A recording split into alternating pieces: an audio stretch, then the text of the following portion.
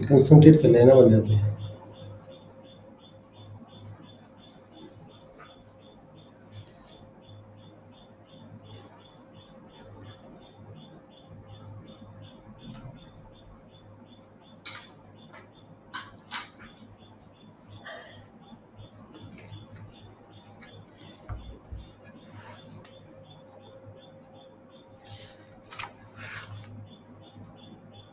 Start. हाँ जी, good morning जी ਸਾਰਿਆਂ ਨੂੰ। Morning sir. ਮਾਰਨਿੰਗ। ਹਾਂ, ਅੱਜ ਅਸੀਂ ਡਿਸਕਸ ਕਰਾਂਗੇ ਨੈਪਸੀਲਰ examination paper number 1 standing order number 3। ਇਸ ਤੋਂ ਪਹਿਲਾਂ ਅੱਜ ਸਟਾਰਟ ਕਰਨ ਤੋਂ ਪਹਿਲਾਂ ਅਸੀਂ ਜਿਹੜਾ ਕੱਲ ਪੜ੍ਹਿਆ ਸੀ ਥੋੜਾ ਰਿਵਾਈਜ਼ ਵੀ ਕਰਾਂਗੇ। ਕੱਲ ਅਸੀਂ ਸਟੱਡੀ ਕੀਤਾ ਸੀਗਾ general procedure of the revenue courts revenue officers. General procedure ਕੀ ਹੈਗਾ, ਰੂਲ 51 ਤੋਂ ਅਸੀਂ ਸਟੱਡੀ ਕੀਤਾ ਸੀ ਕੱਲ। Document should be produced at the first hearing. ਇੱਥੇ ਕਿਹਾ ਹੈ ਜਦੋਂ ਕੋਈ ਕੋਰਟ ਕੇਸ ਚੱਲਦਾ ਹੈਗਾ ਰੈਵਨਿਊ ਕੋਰਟ ਦੇ ਵਿੱਚ, ਤਾਂ ਜੋ ਵੀ ਡਾਕੂਮੈਂਟਰੀ ਐਵੀਡੈਂਸ ਹੈਗੀ ਹੈ ਉਹ ਕਿਹੜੀ ਸਟੇਜ ਤੇ ਦਿੱਤੀ ਜਾਣੀ ਹੁੰਦੀ ਹੈ। ਲਾਅ ਇਹ ਪ੍ਰੋਵਾਈਡ ਕਰਦਾ ਹੈਗਾ ਵੀ ਜਿਹੜੀ ਡਾਕੂਮੈਂਟਰੀ ਐਵੀਡੈਂਸ ਹੈ ਇਹ ਇਨੀਸ਼ੀਅਲ ਸਟੇਜ ਤੇ ਹੀ ਪਾਰਟੀਆਂ ਆਪਣੀ ਆਪਣੀ ਪੇਸ਼ ਕਰਦੀਆਂ ਨੇ। ਜਦੋਂ ਕੋਈ ਪਲੇਨ ਫਾਈਲ ਕਰਦਾ ਹੈ ਤਾਂ ਉਸ ਵੇਲੇ ਪਲੇਨ ਦੇ ਨਾਲ ਡਾਕੂਮੈਂਟ ਲਗਾਉਂਦਾ ਹੈ, ਤੇ ਜਦੋਂ ਕੋਈ ਆਪਣਾ ਡਿਫੈਂਡੈਂਟ ਪਾਰਟੀ ਹੁੰਦੀ ਹੈ ਉਹ ਆਪਣੀ ਰਿਟਨ ਸਟੇਟਮੈਂਟ ਦੇ ਨਾਲ ਜਿਹੜੇ ਡਾਕੂਮੈਂਟ ਹੈਗੇ ਆ ਉਹ ਲਗਾਏ ਜਾਂਦੇ ਆ। ਪਰ ਜੇਕਰ ਕੋਈ ਪਾਰਟੀ ਲੇਟਰ ਸਟੇਜ ਤੇ ਕੋਈ ਲਗਾਉਣਾ ਚਾਹੁੰਦੀ ਹੋਵੇ, ਰੂਲ 52 ਦੇ ਵਿੱਚ ਜੋ ਕੋਈ ਪਾਰਟੀ ਲੇਟਰ ਸਟੇਜ ਤੇ ਕੋਈ ਡਾਕੂਮੈਂਟ ਨਾ ਲਗਾਉਣਾ ਚਾਹੁੰਦੀ ਹੈਗੀ ਹੈ ਤਾਂ ਉਹਦੇ ਬਾਰੇ ਦੇਖਿਆ ਜਾਏਗਾ। ਜਿਹੜਾ ਕੋਰਟ ਹੈਗੀ ਹੈ ਉਹਦੀ ਡਿਸਕ੍ਰਿਸ਼ਨ ਪਾਵਰ ਹੈਗੀ ਹੈ, ਉਹ ਦੇਖੇਗੀ ਵੀ ਕਿਉਂ ਪਹਿਲੀ ਸਟੇਜ ਤੇ ਇਹ ਡਾਕੂਮੈਂਟ ਕਿਉਂ ਨਹੀਂ ਲਗਾਇਆ ਗਿਆ ਹੈਗਾ, ਕੀ ਰੀਜ਼ਨ ਸੀਗੇ, ਕੀ ਕਾਰਨ ਸੀਗੇ। ਜੇ ਕੋਈ ਸਫੀਸ਼ੀਐਂਟ ਕੋਈ ਰੀਜ਼ਨ ਹੈਗਾ ਤਦ ਹੀ ਅਲਾਉ ਕੀਤਾ ਜਾ ਸਕਦਾ, ਨਹੀਂ ਅਦਰਵਾਈਜ਼ ਜਨਰਲ ਲਾਅ ਇਹ ਕਹਿੰਦਾ ਹੈਗਾ ਜਦੋਂ ਵੀ ਕੋਈ ਡਾਕੂਮੈਂਟ ਕਿਸੇ ਨੇ ਡਾਕੂਮੈਂਟਰੀ ਐਵੀਡੈਂਸ ਦੇ ਪ੍ਰੂਫ ਵਜੋਂ ਲਗਾਉਣਾ ਹੋਵੇ ਆਪਣੇ ਕੇਸ ਦੇ ਨਾਲ ਤਾਂ ਉਹ ਇਨੀਸ਼ੀਅਲ ਸਟੇਜ ਤੇ ਹੀ ਲਗਾਇਆ ਜਾਏਗਾ। ਜੇ ਕੋਈ ਵਿਅਕਤੀ ਇਹ ਕਹੇ ਵੀ ਮੇਰਾ ਤਾਂ ਡਾਕੂਮੈਂਟ ਮੇਰੇ ਨੌਕਰ ਕੋਲ ਪਿਆ ਸੀ, ਮੇਰੇ ਫਲਾਣੇ ਬੰਦੇ ਕੋਲ ਪਿਆ ਸੀ, ਇਹ ਕੋਈ ਰੀਜ਼ਨ ਨਹੀਂ ਹੈਗਾ, ਇਹ ਕੋਈ ਸਫੀਸ਼ੀਐਂਟ ਕਾਜ਼ ਨਹੀਂ ਹੈਗਾ।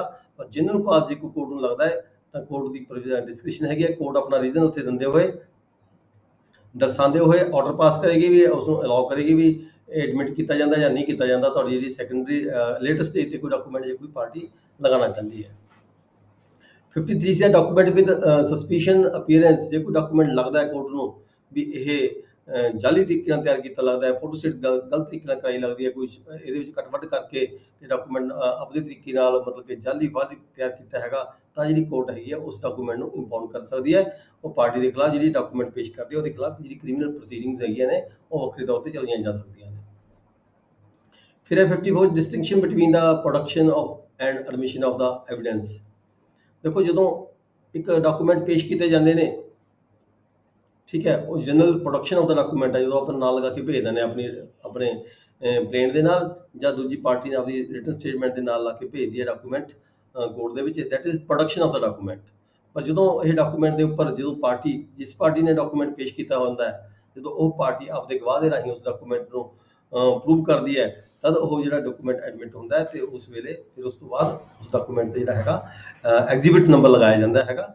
ਜੇ ਕੋਈ ਪਾਰਟੀ ਜਿਹੜੀ ਪੇਸ਼ ਕਰਦੀ ਹੈਗੀ ਡਾਕੂਮੈਂਟ ਉਹਦੇ ਪਲੈਂਟਿਵ ਪਾਰਟੀ ਹੈ ਤਾਂ ਪਲੈਂਟਿਵ ਪਾਰਟੀ ਦੇ ਜਿਹੜੇ ਡਾਕੂਮੈਂਟ ਹੁੰਦੇ ਨੇ ਉੱਥੇ P1 P2 P3 ਦੇ ਜਿਹੜੇ ਨੰਬਰ ਹੈ ਐਗਜ਼ੀਬਿਟ ਨੰਬਰ ਲੱਗਦੇ ਨੇ। ਜੇ ਡਿਫੈਂਡੈਂਟ ਪਾਰਟੀ ਹੁੰਦੀ ਹੈ ਉੱਥੇ D1 D2 D3 ਜਦੋਂ ਡਾਕੂਮੈਂਟ ਐਡਮਿਟ ਹੋ ਜਾਂਦਾ ਹੈ as per for the purpose of evidence, ਠੀਕ ਹੈ, ਤਦ ਉੱਥੇ ਐਗਜ਼ੀਬਿਟ ਨੰਬਰ ਲੱਗਦਾ D1 D2 D3। ਨੈਕਸਟ ਹੈ document how to be dealt with at the trial.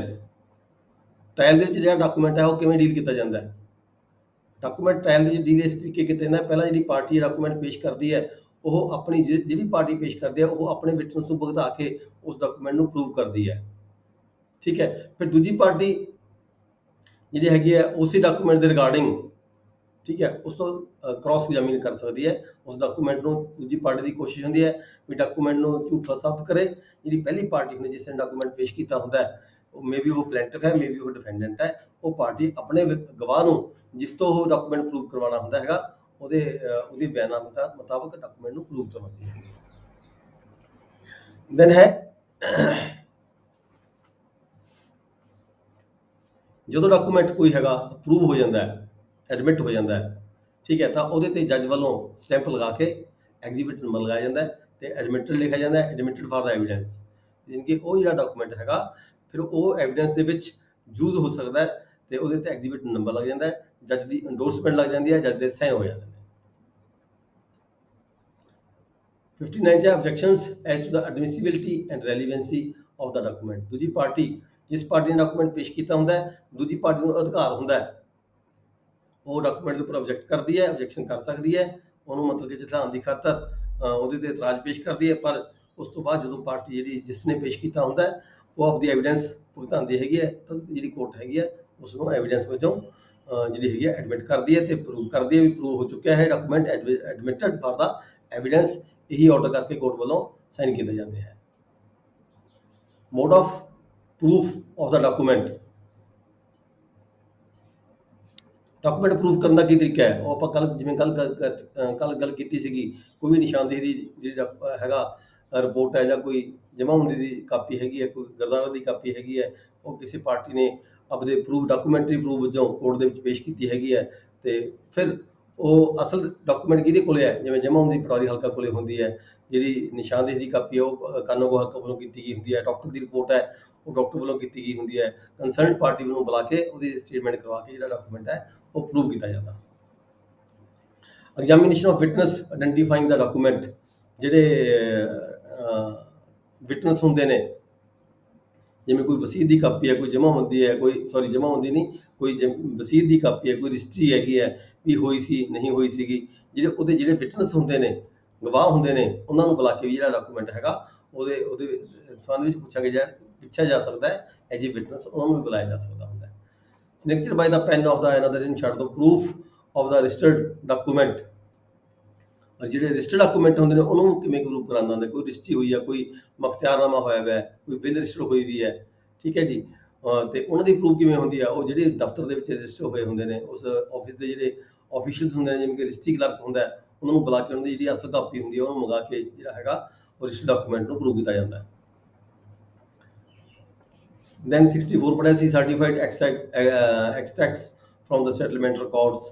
ਮਤਲਬ ਇੱਥੇ ਕਿਹਾ ਗਿਆ ਇਸ ਸੈਕਸ਼ਨ ਦੇ ਵਿੱਚ ਜਿਹੜਾ ਸਾਡਾ ਸੈਟਲਮੈਂਟ ਦਾ ਜਿਹੜਾ ਰਿਕਾਰਡ ਹੁੰਦਾ ਬਹੁਤ ਪੁਰਾਣਾ ਰਿਕਾਰਡ ਹੁੰਦਾ, ਬਹੁਤ ਮਤਲਬ ਕਿ ਉਹਦੀ ਖਸਤਾ ਹਾਲਤ ਹੋ ਚੁੱਕੀ ਹੁੰਦੀ ਹੈ ਜ਼ਿਆਦਾ ਪੁਰਾਣਾ ਹੋਣ ਕਰਕੇ। ਇਸ ਕਰਕੇ ਇਹ ਕਿਹਾ ਹੋਇਆ ਵੀ ਜਿਹੜੇ ਰੈਵਨਿਊ ਕੋਰਟਾਂ ਜਦੋਂ ਕੋਈ ਪੁਰਾਣੇ ਰਿਕਾਰਡ ਦੀ ਜ਼ਰੂਰਤ ਪੈ ਜਾਂਦੀ ਹੈ, ਸੈਟਲਮੈਂਟ ਦੇ ਰਿਕਾਰਡ ਦੀ ਜ਼ਰੂਰਤ ਪੈ ਜਾਂਦੀ ਹੈ, ਉਦੋਂ ਕੋਸ਼ਿਸ਼ ਇਹ ਹੋਣੀ ਚਾਹੀਦੀ ਹੈ ਵੀ ਰੈਵਨਿਊ ਜਿਹੜਾ ਇਹ ਸੈਟਲਮੈਂਟ ਦਾ ਰਿਕਾਰਡ ਪ੍ਰੈਕਟੀਕਲੀ ਤੌਰ ਤੇ ਫਿਜ਼ੀਕਲੀ ਤੌਰ ਤੇ ਕੋਰਟ ਦੇ ਵਿੱਚ ਨਾ ਮੰਗਾਇਆ ਜਾਵੇ ਤੇ ਉਹਦੇ ਜਿਹੜੇ ਸਰਟੀਫਾਈਡ ਜਿਹੜੀਆਂ ਕਾਪੀਆਂ ਹੁੰਦੀਆਂ ਨੇ ਉਹਦੇ ਨਾਲ ਹੀ ਕੰਮ ਚਲਾਇਆ ਜਾਣਾ ਮਤਲਬ ਕਿ ਇਹ ਪ੍ਰੈਫਰ ਕੀਤਾ ਗਿਆ ਹੈਗਾ।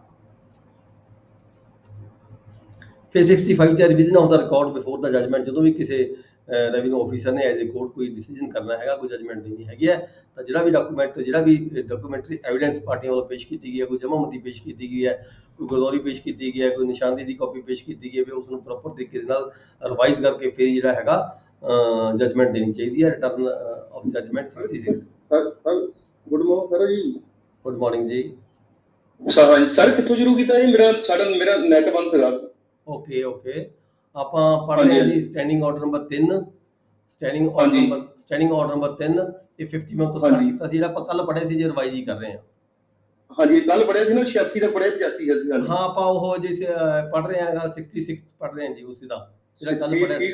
ਹਾਂ 66 ਠੀਕ ਓਕੇ ਸਰ। 66 ਪੜ੍ਹ ਰਹੇ ਹਾਂ, ਜਿਹੜਾ ਕੱਲ ਪੜ੍ਹਿਆ ਸੀ ਉਹੀ ਰਿਵਾਈਜ਼ ਕਰ ਰਹੇ ਹਾਂ ਫਿਲਹਾਲ 5 ਮਿੰਟ ਲਈ। ਹਾਂਜੀ ਠੀਕ ਹੈ। ਇਹਦੇ ਵਿੱਚ 65 ਜਿਹੜਾ ਰੂਲ ਹੈ ਇਹ ਕਹਿੰਦਾ ਹੈਗਾ ਵੀ ਜਦੋਂ ਵੀ ਕਿਸੇ ਆਫੀਸਰ ਨੇ ਕੋਈ ਰੈਵਨਿਊ ਕੋਰਟ ਹੈਗੀ ਉਹਨੇ ਕੋਈ ਜਜਮੈਂਟ ਦੇਣੀ ਹੈ, ਤਾਂ ਜਜਮੈਂਟ ਦੇਣ ਤੋਂ ਪਹਿਲਾਂ ਜਿੰਨੇ ਵੀ ਡਾਕੂਮੈਂਟ ਲੱਗੇ ਹੋਏ ਹੈ ਪਾਰਟੀਆਂ ਵੱਲੋਂ, ਚਾਹੇ ਉਹ ਪਲੈਂਟਿਵ ਪਾਰਟੀ ਹੈ ਚਾਹੇ ਉਹ ਡਿਫੈਂਡੈਂਟ ਪਾਰਟੀ ਹੈ, ਜੋ ਵੀ ਡਾਕੂਮੈਂਟਰੀ ਐਵੀਡੈਂਸ ਪੇਸ਼ ਕੀਤੀ ਗਈ ਦੋਨੋਂ ਪਾਰਟੀਆਂ ਵੱਲੋਂ ਜਜਮੈਂਟ ਦੇਣ ਤੋਂ ਪਹਿਲਾਂ ਉਹ ਜਿਹੜੀ ਰਿਕਾਰਡ ਹੈਗਾ, ਠੀਕ ਹੈ, ਪੇਸ਼ ਕੀਤਾ ਗਿਆ ਰਿਕਾਰਡ ਹੈ, ਉਹਨੂੰ ਪ੍ਰੋਪਰ ਤਰੀਕੇ ਨਾਲ ਰਿਵਾਈਜ਼ ਕਰਕੇ ਫਿਰ ਹੀ ਜਿਹੜੀ ਜਜਮੈਂਟ ਹੈਗੀ ਹੈ ਉਹ 66 ਦੱਸਿਆ ਗਿਆ ਵੀ ਜਿਹੜੀ ਤਦ ਹੀ ਜਜਮੈਂਟ ਦਿੱਤੀ ਜਾਣੀ ਚਾਹੀਦੀ ਹੈ ਤਾਂ ਕਿ ਜਿੰਨੇ ਵੀ ਡਾਕੂਮੈਂਟ ਸਾਰੇ ਹੈਗੇ ਆ ਉਹ ਵਿੱਚ ਕਵਰ ਅਪ ਹੋ ਜਾਣ ਤੇ ਜਿਹੜਾ ਕੇਸ ਹੈਗਾ ਉਹ ਸਹੀ ਤਰੀਕੇ ਨਾਲ ਜਿਹੜਾ ਹੈਗਾ ਫੈਸਲਾ ਹੋ ਸਕੇ।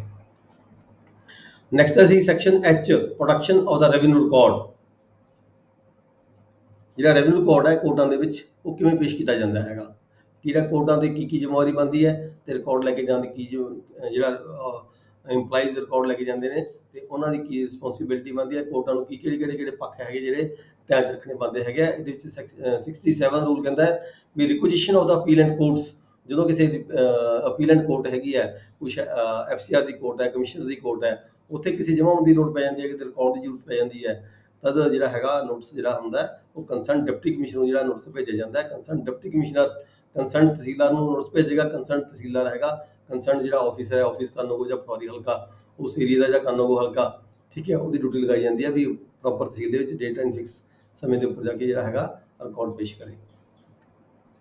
ਇਹਦੇ ਵਿੱਚ ਫਿਰ ਆ ਜਾਂਦਾ 68 ਦੇ ਪ੍ਰੋਡਕਸ਼ਨ ਆਫ ਦਾ ਸਪੈਸ਼ਲ ਕਾਨੂੰਗੋ ਪਟਵਾਰੀ ਹਲਕਾ।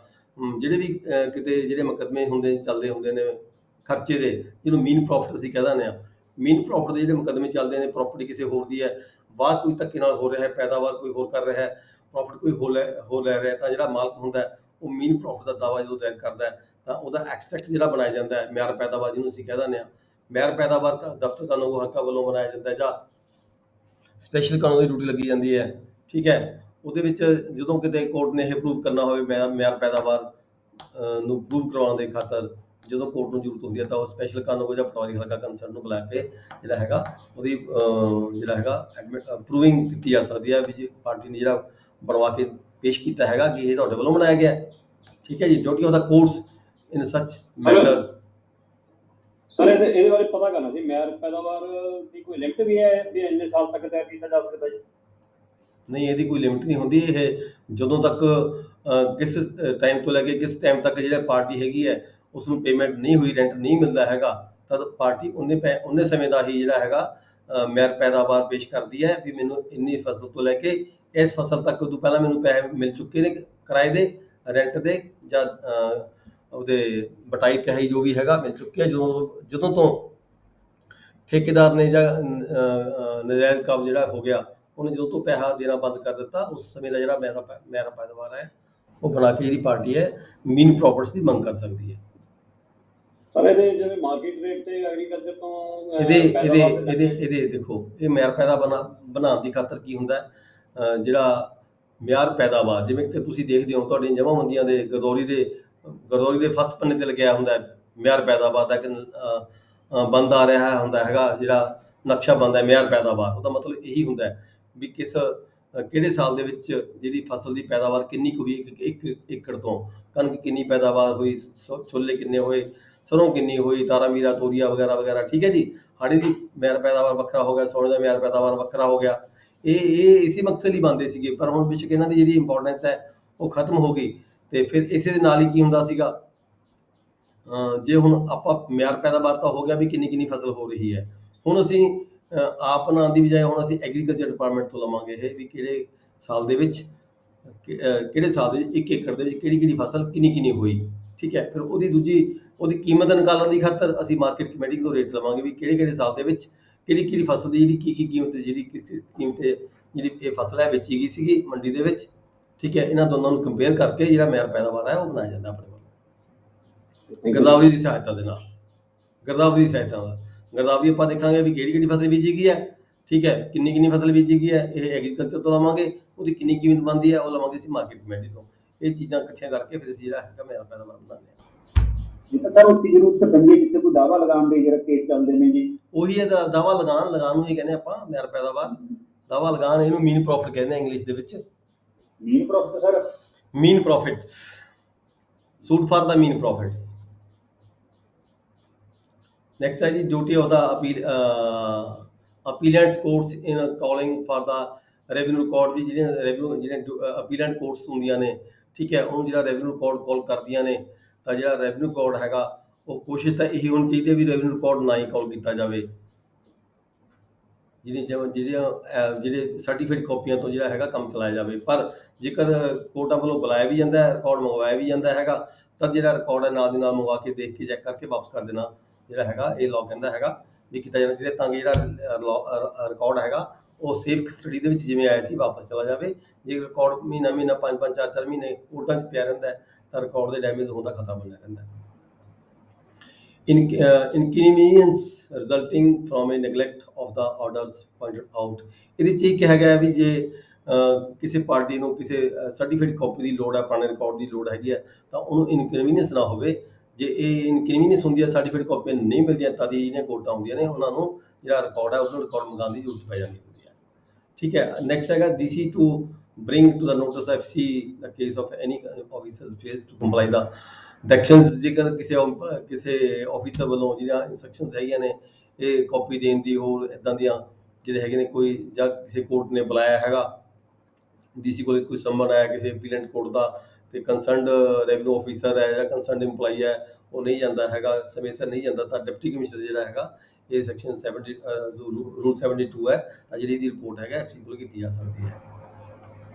ਸੈਕਸ਼ਨ ਐਚ ਜੇ ਪੜਿਆ ਸੀ ਅਸੀਂ attendance of the patwaris in the revenue courts ਦੇ ਵਿੱਚ 73 ਦੇ ਵਿੱਚ ਹੈਗਾ patwari not to be unnecessarily summon ਵੀ ਪਟਵਾਰੀ ਨੂੰ ਬਗੈਰ ਮਤਲਬ ਤੋਂ ਠੀਕ ਹੈ ਸੰਮਨ ਕਰਨ ਦੀ ਜ਼ਰੂਰਤ ਨਹੀਂ ਹੋਣੀ ਚਾਹੀਦੀ ਹੈਗੀ ਜੇਕਰ ਜ਼ਰੂਰਤ ਐਮਰਜੈਂਸੀ ਹੈਗੀ ਹੈ ਤਦ ਹੀ ਬੁਲਾਇਆ ਜਾਣਾ ਚਾਹੀਦਾ ਹੈ ਵੀ ਅਨਨੈਸੈਸਰੀ ਬਾਰ-ਬਾਰ ਐਡਜਰਨਮੈਂਟਸ ਕੀਤੀਆਂ ਜਾਣੀਆਂ ਜੇ ਅੱਜ ਕੋਰਟ ਨੇ ਪਟਵਾਰੀ ਹਲਕਾ ਨੂੰ ਬੁਲਾ ਲਿਆ ਰਿਕਾਰਡ ਸਮੇਤ ਫਿਰ ਪੇਸ਼ੀ ਪਾਤੀ ਫਿਰ ਅਗਲੀ ਪੇਸ਼ੀ ਤੇ ਆ ਗਿਆ ਫਿਰ ਪੇਸ਼ੀ ਪਾਤੀ ਫਿਰ ਅਗਲੀ ਪੇਸ਼ੀ ਤੇ ਪਾ ਗਿਆ ਵੀ ਇਦਾਂ ਨਹੀਂ ਹੋਣਾ ਚਾਹੀਦਾ ਜੇ ਕੋਈ ਪਟਵਾਰੀ ਹਲਕਾ ਕੋਈ ਵਿਟਨੈਸ ਇਹ ਦੇਖੋ ਰੈਵਨਿਊ ਕੋਰਟਾਂ ਸਿਵਲ ਕੋਰਟਾਂ ਸਾਰਿਆਂ ਦੇ ਵਿੱਚ ਹੀ ਹੁੰਦਾ ਹੈ ਵਿਟਨੈਸ ਤਾਂ ਬੜੇ ਮੁਸ਼ਕਲ ਤਰੀਕੇ ਦੇ ਨਾਲ ਹੀ ਕੋਰਟ ਦੇ ਵਿੱਚ ਜਿਹੜਾ ਹੈਗਾ ਪਾਰਟੀ ਲੈ ਕੇ ਜਾਂਦੀ ਹੈਗੀ ਹੈ ਜਦੋਂ ਇੱਕ ਵਾਰੀ ਵਿਟਨੈਸ ਕੋਰਟ ਦੇ ਵਿੱਚ ਆ ਜਾਵੇ ਤਾਂ ਜਿਹੜਾ ਵਿਟਨੈਸ ਹੈਗਾ ਕੋਰਟ ਦੀ ਚਾਹੇ ਉਹ ਰੈਵਨਿਊ ਕੋਰਟ ਹੈ ਚਾਹੇ ਉਹ ਸਿਵਲ ਕੋਰਟ ਹੈਗੀ ਹੈ ਕੋਰਟ ਦੀ ਇਹ ਰਿਸਪੌਂਸਿਬਿਲਟੀ ਬਣ ਜਾਂਦੀ ਹੈ ਟੈਂਡੈਂਸੀ ਬਣ ਜਾਂਦੀ ਹੈ ਵੀ ਜੇ ਇੱਕ ਵਾਰੀ ਵਿਟਨੈਸ ਆ ਗਿਆ ਤਾਂ ਉਸ ਨੂੰ ਵਾਪਸ ਨਾ ਜਾਇਆ ਜਾਵੇ ਉਹਦੀ ਜਿਹੜੀ ਵਿਟਨੈਸ ਹੈ ਉਹਦੀ ਜਿਹੜੀ ਐਵੀਡੈਂਸ ਹੈ ਕਰਾ ਲੈਣੀ ਚਾਹੀਦੀ ਹੁੰਦੀ ਹੈ। ਠੀਕ ਹੈ ਜੀ ਪਟਵਾਰੀ ਨਾਟ ਟੂ ਬੀ ਸਮਨਡ ਗਿਰਦਾਵਰੀ ਦੇ ਸਮੇਂ ਦੇ ਵਿੱਚ 74 ਚ ਹੈ ਵੀ 74 ਦੇ ਵਿੱਚ ਰੂਲ ਚ ਕਹਿੰਦਾ ਵੀ ਜਿਹੜਾ ਗਿਰਦਾਵਰੀ ਦਾ ਜਿਹੜਾ ਸਮਾਂ ਹੁੰਦਾ ਹੈ 1 ਮਹੀਨਾ ਸਾਉਣੀ ਦਾ 1 ਮਹੀਨਾ ਹਾੜੀ ਦਾ ਠੀਕ ਹੈ ਇੱਕ ਹਫ਼ਤਾ ਪਹਿਲਾਂ ਤੇ ਇੱਕ ਹਫ਼ਤਾ ਬਾਅਦ ਦੇ ਵਿੱਚ ਵੀ ਜਾਣੀ ਕਿ ਜਿਹੜਾ 1.5 ਮਹੀਨਾ ਦਾ ਜਿਹੜਾ ਪੀਰੀਅਡ ਦਿੱਤਾ ਗਿਆ ਹੈਗਾ ਤਾਂ ਕਿ ਗਿਰਦਾਵਰੀ ਦੀ ਤਿਆਰੀ ਕਰ ਲੈ ਪਹਿਲਾਂ ਤੇ ਬਾਅਦ ਦੇ ਜਿਹੜੀ ਗਿਰਦਾਵਰੀ ਹੋਣ ਤੋਂ ਉਪਰੰਤ ਜਿਹੜੇ ਹੈਗੇ ਜਿਨਸ ਸਵਾਲ ਵਗੈਰਾ ਤਿਆਰ ਕਰਦਾ ਹੋਵੇ ਉਸ ਵੇਲੇ ਜਿਹੜਾ ਸਮਾਂ ਹੁੰਦਾ ਹੈਗਾ ਪਟਵਾਰੀ ਹਲਕਾ ਦਾ ਬਹੁਤ ਹੀ ਜ਼ਿਆਦਾ ਬਿਜੀ ਸ਼ਡਿਊਲ ਹੁੰਦਾ ਹੈ ਵੀ ਉਸ ਸ਼ਡਿਊਲ ਦੇ ਵਿੱਚ ਉਸ ਸਮੇਂ ਦੇ ਦੌਰਾਨ ਪਟਵਾਰੀ ਹਲਕਾ ਨੂੰ ਸਿਵਲ ਰੈਵਨਿਊ ਕੋਰਟਾਂ ਵੱਲੋਂ ਜਿਹੜਾ ਹੈਗਾ ਨਹੀਂ ਬੁਲਾਉਣਾ ਚਾਹੀਦਾ ਹੁੰਦਾ। ਨੈਕਸਟ ਹੈ 75 ਚ ਕੀ ਸੀ patwari to be summoned through the tehsildar courts issue certificate of the attendance ਜਦੋਂ ਵੀ ਕਿਸੇ ਅਪੀਲੈਂਟ ਕੋਰਟ ਨੇ ਚਾਹੇ ਉਹ ਕਮਿਸ਼ਨਰ ਦੀ ਕੋਰਟ ਹੈ ਚਾਹੇ ਉਹ DC ਦੀ ਕੋਰਟ ਹੈ ਚਾਹੇ ਉਹ FCR ਦੀ ਕੋਰਟ ਹੈ ਜਦੋਂ ਵੀ ਕਿਸੇ ਪਟਵਾਰੀ ਹਲਕਾ ਨੂੰ ਰਿਕਾਰਡ ਸਮੇਤ ਬੁਲਾਉਣਾ ਹੋਵੇ ਜਾਂ ਕਿਸੇ ਵੀ ਕੋਈ ਡਾਕੂਮੈਂਟ ਪ੍ਰੂਵ ਕਰਨ ਲਈ ਬੁਲਾਉਣਾ ਹੋਵੇ ਤਾਂ ਜਿਹੜਾ ਸੰਬੰਧ ਹੈਗਾ ਉਹ ਥਰੂ ਤਹਿਸੀਲਦਾਰ ਆਉਣਾ ਚਾਹੀਦਾ ਹੁੰਦਾ। ਨੈਕਸਟ ਹੈ 76 during the settlement patwari to be examined by the commission ਜਦੋਂ ਸੈਟਲਮੈਂਟ ਕਿਸੇ ਪਿੰਡ ਦੀ ਚੱਲ ਰਹੀ ਹੋਵੇ ਤਾਂ ਉਸ ਸਪੀਡ ਦੇ ਦੌਰਾਨ ਹੈਗਾ ਜਿਹੜਾ ਪਟਵਾਰੀ ਹਲਕਾ ਨੂੰ ਕਿਸੇ ਵੀ ਅਪੀਲੈਂਟ ਕੋਰਟ ਵੱਲੋਂ ਆਪ ਬੁਲਾਉਣ ਦੀ ਬਜਾਏ ਜਿਹੜੀ ਉਹਦੀ ਪਟਵਾਰੀ ਹਲਕਾ ਦੀ ਕੋਈ ਸਟੇਟਮੈਂਟ ਲੈਣੀ ਹੈ ਜਾਂ ਪਟਵਾਰੀ ਹਲਕਾ ਦਾ ਕੋਈ ਰਿਕਾਰਡ ਚੈੱਕ ਕਰਨਾ ਹੈ ਕੁਝ ਵੀ ਉਹਦੀ ਉਦੋਂ ਪੁੱਛਗਿੱਛ ਕਰਨੀ ਆ ਉਹ ਜਿਹੜੀ ਪੁੱਛਗਿੱਛ ਹੈ ਪਟਵਾਰੀ ਨੂੰ ਕੋਰਟ ਬੁਲਾਉਣ ਦੀ ਬਜਾਏ ਜਿਹੜਾ ਸੈਟਲਮੈਂਟ ਆਫੀਸਰ ਹੈਗਾ ਜਿਹਦੇ ਅਧੀਨ ਪਟਵਾਰੀ ਉਸ ਵੇਲੇ ਕੰਮ ਕਰ ਰਿਹਾ ਜਿਸ ਪਿੰਡ ਦੀ ਸੈਟਲਮੈਂਟ ਹੋ ਰਹੀ ਹੈ ਉਸ ਸੈਟਲਮੈਂਟ ਆਫੀਸਰ ਨੂੰ ਹੀ ਕਮਿਸ਼ਨ ਦੀਆਂ ਪਾਵਰਾਂ ਦੇ ਕੇ ਕਮਿਸ਼ਨ ਨਿਯੁਕਤ ਕਰਕੇ ਹੀ ਉੱਥੇ ਹੀ ਕੰਮ ਚਲਾਇਆ ਜਾਣਾ ਹੁੰਦਾ ਹੈਗਾ ਵੀ ਸੈਟਲਮੈਂਟ ਆਫੀਸਰ ਨੇ ਹੀ ਪਟਵਾਰੀ ਉਹਦੇ ਕੋਲ ਹੀ ਕੰਮ ਕਰ ਰਿਹਾ ਹੁੰਦਾ ਆਲਰੇਡੀ ਉਹ ਜੋ ਵੀ ਕੋਰਟ ਨੂੰ ਜ਼ਰੂਰਤ ਹੁੰਦੀ ਹੈ ਜੋ ਵੀ ਕੋਰਟ ਦੀ ਰਿਕੁਆਇਰਮੈਂਟ ਹੁੰਦੀ ਹੈ ਉਸ ਸੰਬੰਧ 'ਚ ਕਮਿਸ਼ਨ ਨਿਯੁਕਤ ਜਿਹੜਾ ਆਰਡਰ ਹੁੰਦਾ ਹੈ ਜਿਹੜਾ ਸੈਟਲਮੈਂਟ ਆਫੀਸਰ ਕੋਲ ਜਾਂਦਾ ਹੈ ਉਸ ਆਰਡਰ ਦੇ ਵਿੱਚ ਹੀ ਹਰ ਕੁਝ ਸਪੈਸੀਫਾਈ ਕੀਤਾ ਜਾਣਾ ਹੁੰਦਾ ਹੈ ਵੀ ਕੀ ਡਾਕੂਮੈਂਟ ਦੇਖਣਾ ਹੈ ਕਿਹੜੀ ਸਾਨੂੰ ਰਿਪੋਰਟ ਦੀ ਜ਼ਰੂਰਤ ਹੈਗੀ ਹੈ ਫਿਰ ਉਸੇ ਦੇ ਮੁਤਾਬਕ ਜਿਹੜਾ ਸੈਟਲਮੈਂਟ ਆਫੀਸਰ ਹੈਗਾ ਪਟਵਾਰੀ ਹਲਕਾ ਦਾ ਰਿਕਾਰਡ ਚੈੱਕ ਕਰਕੇ ਜੋ ਵੀ ਕੋਰਟ ਨੂੰ ਰਿਕੁਆਇਰਡ ਹੁੰਦੀ ਹੈ ਉਹਦੀ ਰਿਕੁਆਇਰਮੈਂਟ ਦੇ ਮੁਤਾਬਕ ਸਟੇਟਮੈਂਟ ਲੈ ਕੇ ਜਾਂ ਡਾਕੂਮੈਂਟ ਚੈੱਕ ਕਰਕੇ ਉਹਦੀ ਰਿਪੋਰਟ ਹੈਗੀ ਹੈ ਆਪਣੇ ਪੱਧਰ ਤੇ ਬਣਾ ਕੇ ਜਿਹੜੀ ਕੰਸਰਨ ਕੋਰਟ ਹੈਗੀ ਹੈ ਉਸ ਨੂੰ ਭੇਜ ਦਿੱਤੀ ਜਾਂਦੀ ਹੈ। ਪਰ ਇਹ ਵੀ ਨਾਲ ਕਿਹਾ ਗਿਆ ਵੀ ਜਦੋਂ ਕੋਈ ਸੈਟਲਮੈਂਟ ਆਫੀਸਰ ਨੂੰ ਤੁਸੀਂ ਕਮਿਸ਼ਨ ਨਿਯੁਕਤ ਕਰਨਾ ਹੈ ਤਾਂ ਉਹਦੀ ਫੈਸਿਲਿਟੀ ਵੀ ਦੇਖਣੀ ਹੈ ਉਹਦੇ ਕੋਲੇ ਸੈਟਲਮੈਂਟ ਆਫੀਸਰ ਕੋਲੇ ਕਿਸ ਸਮੇਂ ਦੇ ਦੌਰਾਨ ਉਹਦਾ ਕਿਹੜਾ ਦੌਰਾ ਹੁੰਦਾ ਉੱਥੇ ਕਿਸ ਵੇਲੇ ਹੋ ਜਾਂਦੇ ਹੈਗੇ ਤਾਂ ਉਹਦੀ ਜਿਹੜੀ ਹੈਗੀ ਹੈ ਉਹਦੀ ਸੁਵਿਧਾ ਦੇਖ ਕੇ ਜਿਹੜਾ ਟਾਈਮ ਫਿਕਸ ਕੀਤਾ ਜਾਣਾ ਹੁੰਦਾ ਤੇ ਨਾਲ ਹੀ ਜਦੋਂ ਤੁਸੀਂ ਸੰਮਨ ਇੱਦਾਂ ਦਾ ਭੇਜ ਦਿਓ ਕਮਿਸ਼ਨ ਨਿਯੁਕਤ ਕੋਰਟ ਭਰਦੀ ਹੈਗੀ ਹੈ ਤਾਂ ਕੋਰਟ ਵੱਲੋਂ ਇਹ ਵੀ ਦੱਸਾਇਆ ਜਾਂਦਾ ਵੀ ਇਹਦੀ ਜਿਹੜੀ ਨੈਕਸਟ ਜਿਹੜੀ ਪੇਸ਼ੀ ਕਦੋਂ ਦੀ ਹੈਗੀ ਹੈ ਕਦੋਂ ਐਡਜਰਨਮੈਂਟ ਕੀਤੀ ਜਾਂਦੀ ਹੈ ਕਿਸ ਤੋਂ ਪਹਿਲਾਂ ਤੁਸੀਂ ਰਿਕਾਰਡ ਪੇਸ਼ ਕਰਨਾ ਹੁੰਦਾ ਹੈ ਆਪਦੀ ਰਿਪੋਰਟ ਭੇਜਣੀ ਹੁੰਦੀ ਹੈ ਪਰ ਜੇਕਰ ਸੈਟਲਮੈਂਟ ਆਫੀਸਰ ਹੈਗਾ ਉਹਦੇ ਵੱਲੋਂ ਸਮੇਂ ਸਿਰ ਕੋਈ ਇਦਾਂ ਦੀ ਜਿਹੜੀ ਕਾਰਵਾਈ ਹੈ ਜੋ ਕੋਰਟ ਨੇ ਮੰਗੀ ਹੈ ਉਹ ਪੂਰੀ ਨਹੀਂ ਕੀਤੀ ਜਾ ਸਕੀ ਤਾਂ ਜਿਹੜਾ ਸੈਟਲਮੈਂਟ ਆਫੀਸਰ ਹੈ ਆਪਦੀ ਰਿਪੋਰਟ ਬਣਾ ਕੇ ਫਿਰ ਭੇਜੇਗਾ ਕੰਸਰਨਡ ਕੋਰਟ ਨੂੰ ਤਾਂ ਜਿਹੜਾ ਹੋਰ ਸਮੇਂ ਦੀ ਮੰਗ ਕੀਤੀ ਜਾ ਸਕਦੀ ਹੈ।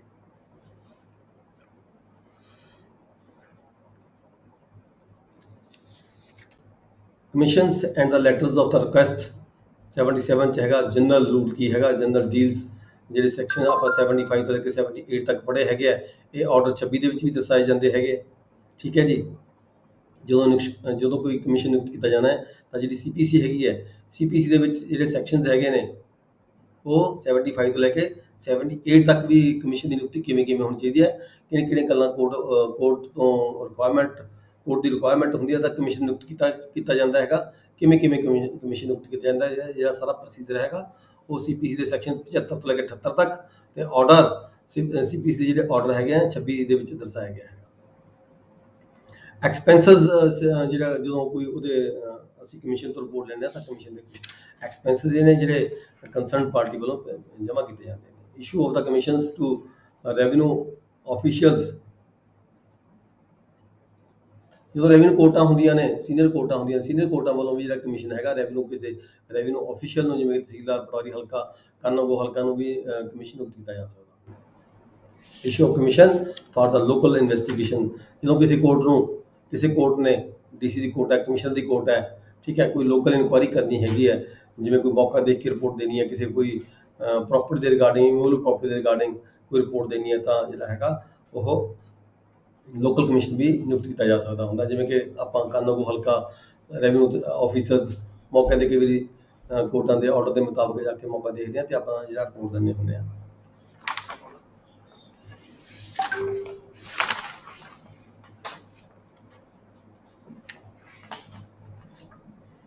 ਇੱਦਾਂ ਹੀ ਇਹਦੇ ਵਿੱਚ ਕਿਹਾ ਗਿਆ ਹੈਗਾ ਵੀ ਜਿਹੜਾ ਕਮਿਸ਼ਨ ਹੈ ਜਿਹੜੀ ਕੋਰਟ ਹੈਗੀ ਆ ਉਹਦੇ ਜਿਹੜੇ ਰੀਡਰਸ ਹੁੰਦੇ ਆ, ਠੀਕ ਹੈ, ਉਹਨਾਂ ਜਾਂ ਮਿਨਿਸਟਰੀਅਲ ਆਫੀਸਰਸ ਹੁੰਦੇ ਆ, ਉਹਨਾਂ ਨੂੰ ਜਿਹੜਾ ਕਮਿਸ਼ਨ ਹੈ ਉਹ ਨਿਯੁਕਤ ਨਹੀਂ ਕੀਤਾ ਜਾਣਾ ਚਾਹੀਦਾ, ਠੀਕ ਹੈ। ਵਾਰ-ਵਾਰ ਇੱਕੋ ਬੰਦੇ ਨੂੰ ਕਮਿਸ਼ਨ ਨਿਯੁਕਤ ਨਹੀਂ ਕੀਤਾ ਜਾਣਾ ਚਾਹੀਦਾ। ਵਾਰ-ਵਾਰ ਇੱਕ ਕੋਰਟ ਹੈ ਜਾਂ ਦੋ ਕੋਰਟ ਹੈ, ਇੱਕੋ ਹੀ ਪਰਟੀਕੂਲਰ ਪਰਸਨ ਹੈਗਾ, ਉਸ ਨੂੰ ਵਾਰ-ਵਾਰ ਕਮਿਸ਼ਨ ਨਿਯੁਕਤ ਕੀਤਾ ਜਾਣਾ, ਇਹ ਵੀ ਮਤਲਬ ਕਿ ਲਾਅ ਦੇ ਖਿਲਾਫ ਹੈਗਾ। ਪਰ ਜੇਕਰ ਨਾਲ ਹੀ ਗੱਲ ਕੀਤੀ ਹੈ ਕਿਸੇ ਰੈਵਨਿਊ ਆਫੀਸਰਸ ਨੂੰ, ਪ੍ਰੋਫੈਸ਼ਨਲ ਮੈਨ ਨੂੰ, ਇੰਜੀਨੀਅਰ ਨੂੰ, ਕੰਟਰੈਕਟਰ ਨੂੰ, ਜਿਵੇਂ ਜਿਸ ਦਾ ਜਿਹੋ ਜਿਹਾ ਕੰਮ ਹੋਵੇ, ਜਿਹੋ ਜਿਹੇ ਕੰਮ ਦੀ ਜ਼ਰੂਰਤ ਹੋਵੇ ਕੋਰਟ ਨੂੰ, ਠੀਕ ਹੈ, ਉਹਦੇ ਅਕਾਰਡਿੰਗ ਜਿਹੜਾ ਹੈਗਾ ਐਕਸਪਰਟ ਨੂੰ ਨਿਯੁਕਤ ਕੀਤਾ ਜਾਏ। ਜਿਵੇਂ ਮੰਨ ਲਓ ਕਿਸੇ ਜ਼ਮੀਨ ਦੇ ਮਾਮਲੇ 'ਚ ਰਿਪੋਰਟ ਦੇਣੀ ਹੈ ਤਾਂ ਰੈਵਨਿਊ ਆਫੀਸਰ ਨੂੰ, ਰਿਟਾਇਰ ਰੈਵਨਿਊ ਆਫੀਸਰ ਨੂੰ ਨਿਯੁਕਤ ਕੀਤਾ ਜਾ ਸਕਦਾ ਹੈ, ਠੀਕ ਹੈ। ਇੰਜੀਨੀਅਰ ਨੂੰ ਕਿਸੇ ਟੈਕਨੀਕਲ ਰਿਪੋਰਟ ਹੈ ਕੋਈ ਇੱਦਾਂ ਦੀ, ਕੋਈ ਕੰਟਰੈਕਟਰ ਹੈਗਾ, ਆਕਸ਼ਨਰ ਬੋਲੀ ਕਰਨ ਵਾਲਾ ਹੈਗਾ, ਜਾਂ ਕੋਈ ਅਕਾਊਂਟਸ ਆਫੀਸਰ ਹੈਗਾ, ਕਿਤੇ ਅਕਾਊਂਟ ਦਾ ਮਾਮਲਾ ਹੈਗਾ, ਅਕਾਊਂਟਸ ਆਫੀਸਰ ਨੂੰ ਨਿਯੁਕਤ ਕੀਤਾ ਜਾ ਸਕਦਾ ਹੈ।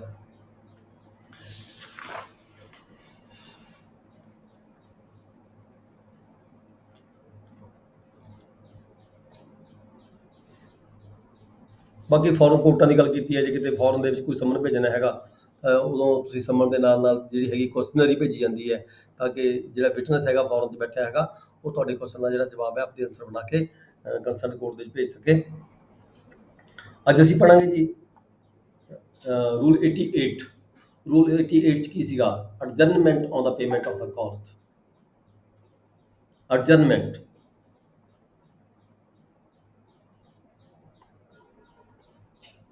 ਦੇਖੋ ਰੂਟੀਨ ਦੇ ਵਿੱਚ ਕੀ ਹੈਗਾ, ਰੂਟੀਨ ਦੇ ਵਿੱਚ ਕੀ ਹੁੰਦਾ ਹੈ, ਜਦੋਂ ਇੱਕ ਪਾਰਟੀ ਦੀ ਕੋਈ ਜ਼ਿੰਮੇਵਾਰੀ ਬਣਦੀ ਹੈ, ਉਹਨੇ ਕੋਈ ਐਵੀਡੈਂਸ ਪੇਸ਼ ਕਰਨੀ ਹੈ, ਜਾਂ ਪਲੇਂਟਿਫ ਨੇ ਪਲੇਂਟ ਫਾਈਲ ਕਰ ਦਿੱਤੀ, ਦੂਜੀ ਪਾਰਟੀ ਨੇ ਰਿਟਨ ਸਟੇਟਮੈਂਟ ਦੇਣੀ ਹੈ, ਜਾਂ ਫਿਰ ਆਪਣੀ ਜਿਹੜੇ ਹੈਗੇ ਨੇ ਵਿਟਨੈਸ ਭੁਗਤਾਣੇ ਨੇ, ਆਪਣੇ ਪਲੇਂਟਿਫ ਪਾਰਟੀ ਨੇ ਵੀ ਵਿਟਨੈਸ ਭੁਗਤਾਣੇ ਨੇ, ਜਾਂ ਡਿਫੈਂਡੈਂਟ ਪਾਰਟੀ ਨੇ ਵੀ ਵਿਟਨੈਸ ਭੁਗਤਾਣੇ ਨੇ।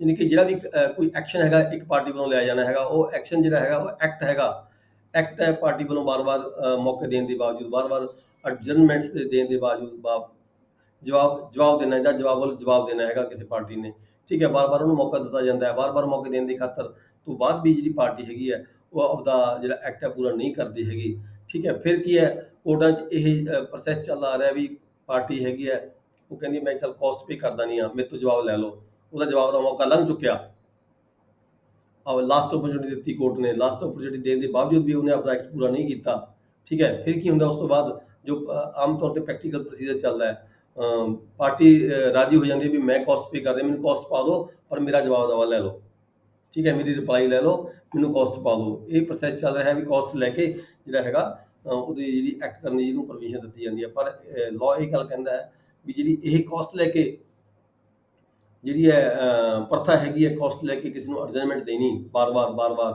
ਇਹ ਵਧੀਆ ਗੱਲ ਨਹੀਂ ਹੈਗੀ, ਤੇ ਇਹ ਜਿਹੜਾ ਹੈਗਾ ਤੁਹਾਡਾ ਜਸਟਿਸ ਨਹੀਂ ਹੈਗਾ ਦੂਜੀ ਪਾਰਟੀ ਦੇ ਨਾਲ, ਕਿਉਂਕਿ ਜਿਹੜੀ ਦੂਜੀ ਪਾਰਟੀ ਹੈ ਉਹਦਾ ਟਾਈਮ ਖਰਾਬ ਹੋ ਰਿਹਾ, ਵਾਰ-ਵਾਰ ਪਾਰਟੀ ਆਉਂਦੀ ਹੈ ਇੱਕੋ ਹੀ ਕੰਮ ਦੇ ਲਈ, ਇੱਕ ਪਾਰਟੀ ਨੂੰ ਤਾਂ 3 ਵਾਰ ਆਉਣਾ ਪੈ ਗਿਆ, ਜਿਸ ਪਾਰਟੀ ਦੇ ਕੋਈ ਐਕਟ ਕਰਨਾ ਸੀਗਾ ਜਾਂ ਕੋਈ ਜਵਾਬ ਦੇਣਾ ਸੀ ਕੋਰਟ ਦੇ ਵਿੱਚੋਂ, ਉਹਨੇ 3 ਵਾਰ ਨਾ ਦਿੱਤਾ, ਚੌਥੀ ਵਾਰੀ ਆ ਕੇ ਫਿਰ ਉਹ ਪਾਰਟੀ ਕਹਿੰਦੀ ਮੇਰੇ ਤੋਂ ਕਾਸਟ ਭਰਵਾ ਕੇ ਜੀ ਆਰਡਰ ਜੱਜ ਵੱਲੋਂ ਆਰਡਰ ਕਰ ਦਿੱਤਾ ਜਾਂਦਾ ਹੈ, ਠੀਕ ਹੈ, ਤੁਸੀਂ ਕਾਸਟ ਪੇ ਕਰੋ, ਠੀਕ ਹੈ। ਪਰ ਉਹ ਕਹਿੰਦੇ ਵੀ ਇਹ ਕੋਈ ਵਧੀਆ ਤਰੀਕਾ ਨਹੀਂ ਹੈਗਾ ਵੀ ਕਾਸਟ ਲੈ ਕੇ ਅਡਜਰਨਮੈਂਟ ਦੇਣੀ, ਕਾਸਟ ਲੈ ਕੇ ਅਡਜਰਨਮੈਂਟ ਦੇਣੀ, ਠੀਕ ਹੈ। ਤੇ ਇਸ ਕਰਕੇ ਇਦਾਂ ਦਾ ਤਰੀਕਾ ਅਪਣਾਉਣ ਦੀ ਬਜਾਏ ਕੋਰਟ ਨੂੰ ਪ੍ਰੋਸੀਡ ਫਰਦਰ ਅੱਗੇ ਵਧਣਾ ਚਾਹੀਦਾ ਹੈ। ਆਪਦੇ ਜਿਹੜਾ ਹੈਗਾ ਆਪਣਾ ਜਿਹੜਾ ਕੋਰਟ ਕੇਸ ਹੈਗਾ ਉਹਨੂੰ ਅੱਗੇ ਚੱਲ ਕੇ ਜੋ ਵੀ ਕਾਰਵਾਈ ਫਰਦਰ ਉਹਦੀ ਬਣਦੀ ਹੈਗੀ ਹੈ। ਜੇ ਕੋਈ ਜਵਾਬ ਕੋਈ ਨਹੀਂ ਦਿੰਦਾ ਤਾਂ ਜਵਾਬ ਦਾ ਮੌਕਾ ਬੰਦ ਕਰਕੇ ਤਾਂ ਜਿਹੜਾ ਕੇਸ ਹੈ ਫਰਦਰ ਡਿਸਾਈਡ ਕਰਤਾ ਅੱਗੇ ਅੱਗੇ ਉਹਦੀ ਕਾਰਵਾਈ ਜਿਹੜੀ ਅੱਗੇ ਮੂਵ ਕਰਕੇ ਤੇ ਫਰਦਰ ਉਸ ਕੇਸ ਨੂੰ ਡਿਸਾਈਡ ਕੀਤਾ ਜਾਂਦਾ ਹੁੰਦਾ ਹੈਗਾ।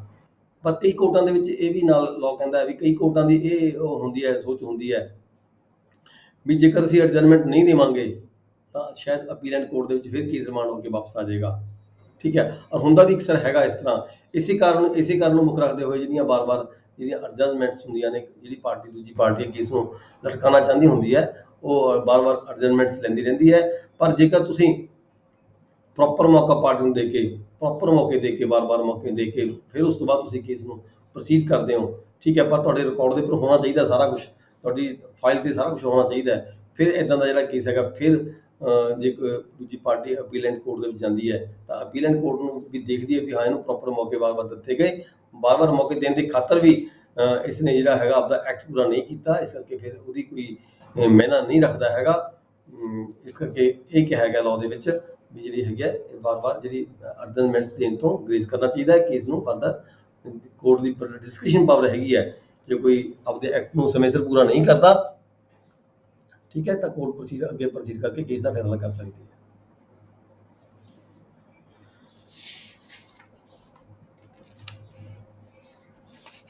Next है rule 89, witness should be examined on the day on which they attend when the hearing of evidence once begin continue day to day। ਆਪਾਂ ਪਹਿਲਾਂ ਹੀ ਗੱਲ ਕਰ ਚੁੱਕੇ ਹਾਂ ਵੀ ਜਦੋਂ ਕੋਈ ਵਿਟਨੈਸ ਕਿਸੇ ਕੋਰਟ ਦੇ ਵਿੱਚ ਆਉਂਦਾ ਹੈਗਾ ਤਾਂ ਉਸ ਵਿਟਨੈਸ ਦੀ ਜਿਹੜੀ ਗਵਾਹੀ ਹੈਗੀ ਆ ਇਨੀਸ਼ੀਅਲ ਸਟੇਜ ਤੇ ਹੀ ਹੋ ਜਾਣੀ ਚਾਹੀਦੀ ਹੈ। ਜਦੋਂ ਇੱਕ ਵਾਰੀ ਗਵਾਹੀਆਂ ਸਟਾਰਟ ਹੋ ਗਈਆਂ ਤਾਂ ਜਿਹਨੇ ਗਵਾਹੀਆਂ ਦਾ ਕੰਮ ਪੂਰਾ ਕੋਰਟ ਨੂੰ ਡੇ ਟੂ ਡੇ ਜਿਹੜੀਆਂ ਮਤਲਬ ਛੋਟੀਆਂ ਪੇਸ਼ੀਆਂ ਪਾ ਕੇ ਡੇ ਟੂ ਡੇ ਪੇਸ਼ੀਆਂ ਪਾ ਕੇ ਜਿਹੜੀ ਗਵਾਹੀਆਂ ਦੀ ਜਿਹੜੀ ਹੈਗੀ ਹੈ ਵਿਟਨੈਸ ਦੀ ਜਿਹੜੀ ਗਵਾਹੀ ਹੈਗੀ ਆ ਉਹਨੂੰ ਪੂਰਾ ਕਰ ਲੈਣਾ ਚਾਹੀਦਾ ਹੈਗਾ। ਇਹ ਨਹੀਂ ਹੈਗਾ ਵੀ ਬਾਰ-ਬਾਰ ਵਿਟਨੈਸ ਕੋਰਟ ਦੇ ਵਿੱਚ ਆਵੇ ਤੇ ਫਿਰ ਵਾਪਸ ਚਲਾ ਜਾਵੇ, ਫਿਰ ਐਡਜਸਟਮੈਂਟ ਹੋਵੇ। ਇਸ ਕਰਕੇ ਇਹ ਕਿਹਾ ਗਿਆ 89 ਦੇ ਵਿੱਚ ਜਿਹੜੀ ਹੈਗੀ ਆ ਹੀਅਰਿੰਗ ਜਿਹੜੀ ਹੈਗੀ ਆ ਐਵੀਡੈਂਸ ਇੱਕ ਵਾਰੀ ਸਟਾਰਟ ਹੋ ਗਈ ਤਾਂ ਫਿਰ ਉਹਨੂੰ ਪੂਰਾ ਕਰ ਲੈਣਾ ਚਾਹੀਦਾ। ਸਾਰੇ ਗਵਾਹਾਂ ਦੀ ਜਿਹੜੀ ਹੈਗੀ ਹੈ ਵਿਟਨੈਸ ਤੇ ਲੈ ਲੈਣੀ ਚਾਹੀਦੀ ਹੈ। 90 ਦੇ ਵਿੱਚ ਕੀ ਹੈ, court to note when each party has used witness. ਹੁਣ ਕੀ ਹੈ ਇਨ ਅਪੀਲੈਂਟ ਕੋਰਟ ਦੇ ਵਿੱਚ ਕੀ ਹੈ, party want to attend the witness. ਜਿਹੜੀ ਓਰੀਜਨਲ ਕੋਰਟ ਸੀਗੀ ਉੱਥੇ ਕੇਸ ਡਿਸਾਈਡ ਹੋ ਗਿਆ, ਠੀਕ ਹੈ, ਫਿਰ ਇੱਕ ਪਾਰਟੀ ਅਪੀਲੈਂਟ ਕੋਰਟ ਚਲੀ ਗਈ, ਉੱਥੇ ਪਾਰਟੀ ਅਪੀਲੈਂਟ ਕੋਰਟ 'ਚ ਕਹਿੰਦੀ ਮੇਰਾ ਤਾਂ ਗਵਾਹ ਰਹਿ ਗਿਆ ਜੀ ਭੁਗਤਾਨ ਤੋਂ, ਮੈਨੂੰ ਤਾਂ ਗਵਾਹ ਭੁਗਤਾਨ ਦਾ ਮੌਕਾ ਨਹੀਂ ਦਿੱਤਾ ਗਿਆ, ਠੀਕ ਹੈ। ਉਹ ਨਵਾਂ ਗਵਾਹ ਭੁਗਤਾਉਣ ਦੀ ਗੱਲ ਕਰਦੇ ਆ ਅਪੀਲੈਂਟ ਕੋਰਟ 'ਚ ਜਾ ਕੇ, ਤਾਂ ਉੱਥੇ ਕੀ ਹੁੰਦਾ ਵੀ ਕੋਰਟ ਦਾ ਇੱਥੇ ਇਹ ਜਿਹੜਾ ਸੈਕਸ਼ਨ 90 ਹੈਗਾ, 90 ਸੈਕਸ਼ਨ 'ਚ ਇਹ ਕਿਹਾ ਗਿਆ ਹੈ ਵੀ ਜਦੋਂ ਤੁਸੀਂ ਮੰਨ ਲਓ ਪਲੈਂਟਿਫ ਹੈ, ਪਲੈਂਟਿਫ ਪਾਰਟੀ ਨੇ ਜਦੋਂ ਉਹਦੇ ਗਵਾਹ ਪੂਰੇ ਹੋ ਗਏ, ਪਲੈਂਟਿਫ ਪਾਰਟੀ ਨੇ ਆਪਦੇ ਗਵਾਹਾਂ ਦੀ ਲਿਸਟ ਪੇਸ਼ ਕੀਤੀ ਹੈ, ਮੰਨ ਲਓ ਉਹਦੇ ਗਵਾਹਾਂ ਦੀ ਜਿਹੜੀ ਲਿਸਟ ਹੈਗੀ ਹੈ 8 ਜਾਂ 9 ਬੰਦੇ ਹੈਗੇ ਨੇ, ਹੁਣ ਸਾਰੇ ਗਵਾਹ ਭੁਗਤਾਤੇ, ਠੀਕ ਹੈ। ਉਸ ਤੋਂ ਬਾਅਦ ਕੋਰਟ ਕਹੇਗੀ ਉਸਨੂੰ, ਕੋਰਟ ਦਾ ਕੁਐਸਚਨ ਹੋਏਗਾ ਪਲੈਂਟਿਫ ਪਾਰਟੀ ਦੇ ਵਕੀਲ ਨੂੰ ਵੀ ਤੁਸੀਂ ਤੁਹਾਡੇ ਜਿਹੜੇ ਗਵਾਹ ਨੇ ਪੂਰੇ ਹੋ ਗਏ, ਤਾਂ ਪਲੈਂਟਿਫ ਪਾਰਟੀ ਕਹੇਗੀ ਹਾਂ ਮੇਰੇ ਗਵਾਹ ਪੂਰੇ ਹੋ ਗਏ, ਕੋਈ ਹੋਰ ਗਵਾਹ ਤਾਂ ਨਹੀਂ ਭੁਗਤਾਉਣਾ, ਪਾਰਟੀ ਕਹੇਗੀ ਹੋਰ ਗਵਾਹ ਨਹੀਂ ਭੁਗਤਾਉਣਾ। ਇਹ ਜਿਹੜੀ ਵਰਡਿੰਗ ਹੈਗੀ ਹੈ question of the court, reply of the advocate of the parties, ਇਹ ਜਿਹੜੀ ਕੁਐਸਚਨਰੀ ਹੈਗੀ ਹੈ ਇਹ ਤੁਹਾਡੇ ਰਿਕਾਰਡ ਦੇ ਉੱਪਰ ਹੋਣੀ ਚਾਹੀਦੀ ਹੈ। ਇਹ ਗੱਲ ਕਹੀ ਹੈ ਵੀ ਕੋਰਟਾਂ ਨੂੰ ਇਹ ਨੋਟ ਕਰਨਾ ਚਾਹੀਦਾ ਹੈ ਤਾਂ ਕਿ ਅਪੀਲੈਂਟ ਕੋਰਟ ਦੇ ਵਿੱਚ ਜਾ ਕੇ ਫਿਰ ਕੋਈ ਪਾਰਟੀ ਇਹ ਨਾ ਕਹਿ ਪਾਏ ਵੀ ਮੈਨੂੰ ਤਾਂ ਜੀ ਆਪਣਾ ਗਵਾਹ ਭੁਗਤਾਨ ਦਾ ਮੌਕਾ ਨਹੀਂ ਦਿੱਤਾ ਗਿਆ, ਠੀਕ ਹੈ। ਇਸ ਕਰਕੇ ਜਿਹੜਾ ਸੈਕਸ਼ਨ 90 ਹੈਗਾ, ਰੂਲ 90 ਹੈਗਾ, ਇਹਦੇ 'ਚ ਕਲੀਅਰ ਕੀਤਾ ਗਿਆ ਵੀ ਕੋਰਟਾਂ ਨੂੰ ਇਹ ਜਿਹੜੀ ਕਾਰਵਾਈ ਹੈ ਇਹ ਕਰਨੀ ਚਾਹੀਦੀ ਹੈ। ਜਦੋਂ ਵੀ ਕਿਸੇ ਡਿਫੈਂਡੈਂਟ ਪਾਰਟੀ ਹੈ, ਪਲੈਂਟਿਫ ਪਾਰਟੀ ਹੈ, ਉਹਨੇ ਸਾਰੇ ਗਵਾਹ ਭੁਗਤਾ ਲਏ, ਆਪਣੇ ਭੁਗਤਾਨ ਤੋਂ ਬਾਅਦ ਫਿਰ ਉਸਨੂੰ ਪ੍ਰੋਪਰ ਪੁੱਛ ਕੇ ਜਿਹੜਾ ਹੈਗਾ ਉਹ ਫਾਈਲ ਦੇ ਉੱਪਰ ਰਿਕਾਰਡਿੰਗ ਹੋਣੀ ਚਾਹੀਦੀ ਹੈ ਤਾਂ ਕਿ ਅਪੀਲੈਂਟ ਕੋਰਟ ਦੇ ਵਿੱਚ ਜਾ ਕੇ ਕੋਈ ਬੰਦਾ ਇਹ ਨਾ ਕਹਿ ਸਕੇ ਮੈਨੂੰ ਗਵਾਹ ਭੁਗਤਾਨ ਦਾ ਮੌਕਾ ਨਹੀਂ ਮਿਲਿਆ। 91 'ਚ ਕੀ ਹੈ ਜੀ, examination of the witness how to be conducted.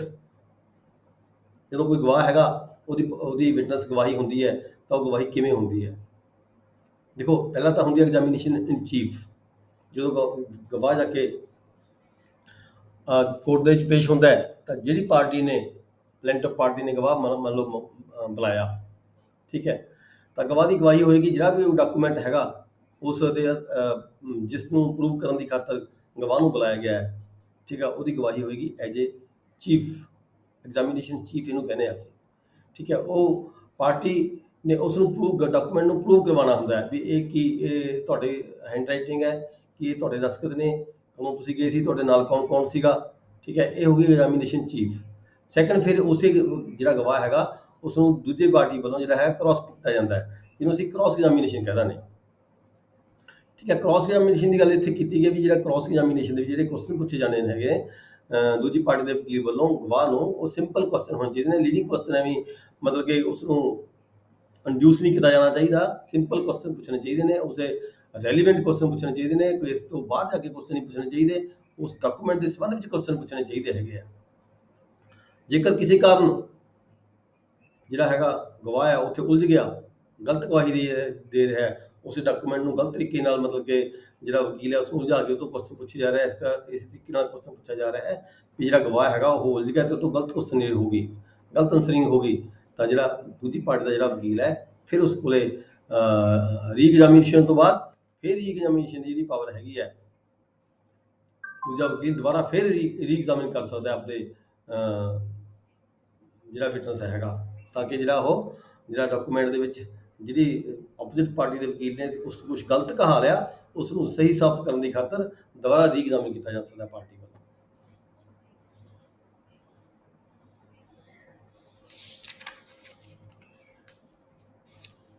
ਇੱਥੇ ਨਾਲ ਹੀ ਗੱਲ ਕੀਤੀ ਹੈ,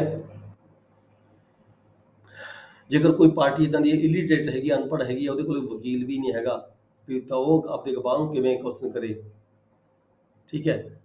ਤਾਂ ਫਿਰ ਇੱਥੇ ਕਿਹਾ ਵੀ ਕੋਰਟ ਉਹਦੀ ਹੈਲਪ ਕਰੇਗੀ, ਵੀ ਕੋਰਟ ਵੱਲੋਂ ਦੱਸਿਆ ਜਾਏਗਾ ਵੀ ਤੁਸੀਂ ਇਹ ਜਿਹੜਾ ਤੁਹਾਡਾ ਡਾਕੂਮੈਂਟ ਪੇਸ਼ ਕੀਤਾ ਗਿਆ ਤੁਸੀਂ ਇਹਦੇ ਸੰਬੰਧ 'ਚ ਕਿਹੜੇ ਕੁਐਸਚਨ ਕਰਨੇ ਹੈਗੇ, ਤਾਂ ਕੋਰਟ ਉਹਦੀ ਹੈਲਪ ਕਰ ਸਕਦੀ ਹੈ। 92 'ਚ ਕ੍ਰਾਸ ਐਗਜ਼ਾਮੀਨੇਸ਼ਨ ਦੀ ਗੱਲ ਕੀਤੀ ਹੈ, ਐਗਜ਼ਾਮੀਨੇਸ਼ਨ ਚੀਫ ਜਾਂ ਦੈਨ ਕ੍ਰਾਸ, ਫਿਰ ਰੀ ਐਗਜ਼ਾਮੀਨੇਸ਼ਨ ਆਪਾਂ ਗੱਲ ਕਰ ਚੁੱਕੇ ਹਾਂ। ਰੀ ਐਗਜ਼ਾਮੀਨੇਸ਼ਨ ਜਦੋਂ ਇੱਕ ਪਾਰਟੀ ਨੇ ਗਵਾਹ ਭੁਗਤਾ ਲਿਆ, ਦੂਜੀ ਨੇ ਕ੍ਰਾਸ ਕਰ ਲਿਆ, ਫਿਰ ਦੁਬਾਰਾ ਫਿਰ ਜਿਹੜੀ ਪਹਿਲੀ ਪਾਰਟੀ ਬਲੈਂਡ ਪਾਰਟੀ ਕੁਐਸਚਨ ਕਰ ਸਕਦੀ ਹੈ। 94 'ਚ ਹੈ ਕੁਐਸਚਨ ਬਾਈ ਦਾ ਕੋਰਟ, ਜੇਕਰ ਕਿਤੇ ਕੋਈ ਗਵਾਹ ਦੀ ਐਗਜ਼ਾਮੀਨੇਸ਼ਨ ਹੋ ਰਹੀ ਹੈ, ਐਗਜ਼ਾਮੀਨੇਸ਼ਨ ਚੀਫ ਹੋ ਰਹੀ ਹੈ ਚਾਹੇ ਐਗਜ਼ਾਮੀਨੇਸ਼ਨ ਕ੍ਰਾਸ ਹੋ ਰਹੀ ਹੈ, ਉਹਦੇ ਵਿੱਚ ਕੀ ਹੈ, ਜਿਹੜੀ ਕੋਰਟ ਹੈ, ਕੋਰਟ ਮਤਲਬ ਦੀ ਕੋਸ਼ਿਸ਼ ਹੁੰਦੀ ਹੈ ਵੀ ਕੋਰਟ ਇੰਟਰਫੀਅਰ ਨਾ ਕਰੇ, ਪਰ ਜੇਕਰ ਕਿਤੇ ਐਮਰਜੈਂਸੀ ਲੱਗੇ ਕੋਰਟ ਨੂੰ, ਕੋਈ ਅਰਜੈਂਟ ਹੋਵੇ ਤਾਂ ਕੋਰਟ ਵਿੱਚ ਦਖਲਅੰਦਾਜ਼ੀ ਕਰ ਵੀ ਸਕਦੀ ਹੈ।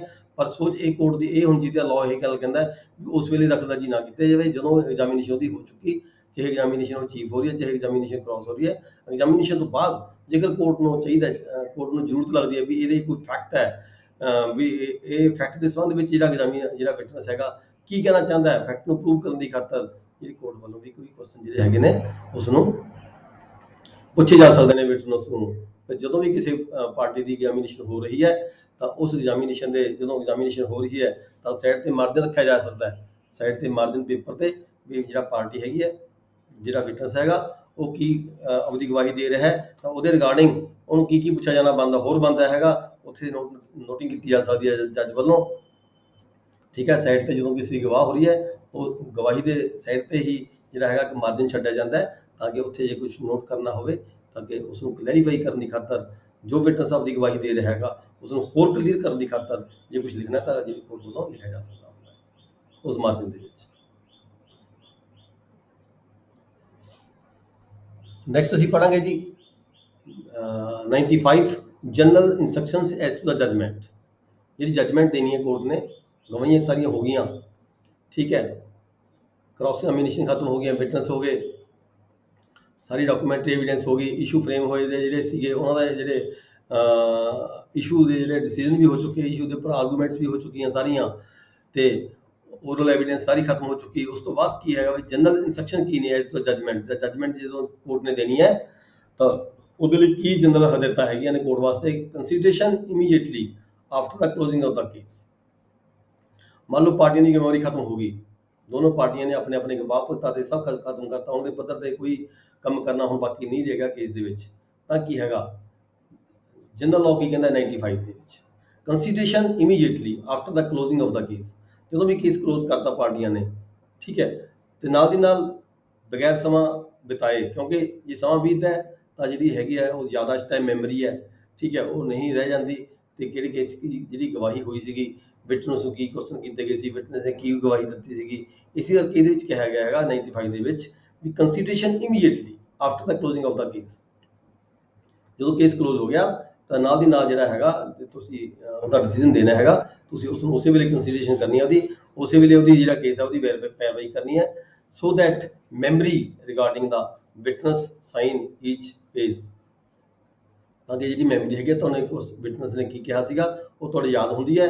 ਤੇ ਫਿਰ ਜਦੋਂ ਤੁਸੀਂ ਜੱਜਮੈਂਟ ਦੇਣੀ ਹੈ, ਠੀਕ ਹੈ, ਜੱਜਮੈਂਟ ਜਿੱਦਾਂ ਟਾਈਪ ਰਾਈਟਿੰਗ ਹੈ ਫਿਰ ਵੀ ਜੱਜਮੈਂਟ ਟਾਈਪ ਰਿਟਨ ਵੀ ਹੋ ਸਕਦੀ ਹੈ ਜਾਂ ਹੈਂਡ ਰਿਟਨ ਵੀ ਹੋ ਸਕਦੀ ਹੈ। ਪਰ ਇੱਥੇ ਨਾਲ ਇਹੀ ਕਿਹਾ ਹੈਗਾ ਵੀ ਜੱਜਮੈਂਟ ਦੇ ਹਰ ਪੰਨੇ ਦੇ ਉੱਪਰ ਜਿਹੜਾ ਜੱਜਮੈਂਟ ਆਫੀਸਰ ਹੁੰਦਾ ਹੈ, ਪ੍ਰੈਜ਼ਾਈਡਿੰਗ ਆਫੀਸਰ ਹੁੰਦਾ ਹੈ, ਹਰ ਪੰਨੇ ਦੇ ਉੱਪਰ ਪ੍ਰੈਜ਼ਾਈਡਿੰਗ ਆਫੀਸਰ ਵੱਲੋਂ ਸਾਈਨ ਕੀਤੇ ਜਾਂਦੇ ਹੈ ਤੇ ਲਾਸਟ ਦੇ ਵਿੱਚ ਵੀ ਆਪਣਾ ਜਿਹੜਾ ਹੈਗਾ ਕੋਰਟ ਦਾ ਨਾਮ ਤੇ ਸਿਗਨੇਚਰ ਹੁੰਦੇ ਨੇ।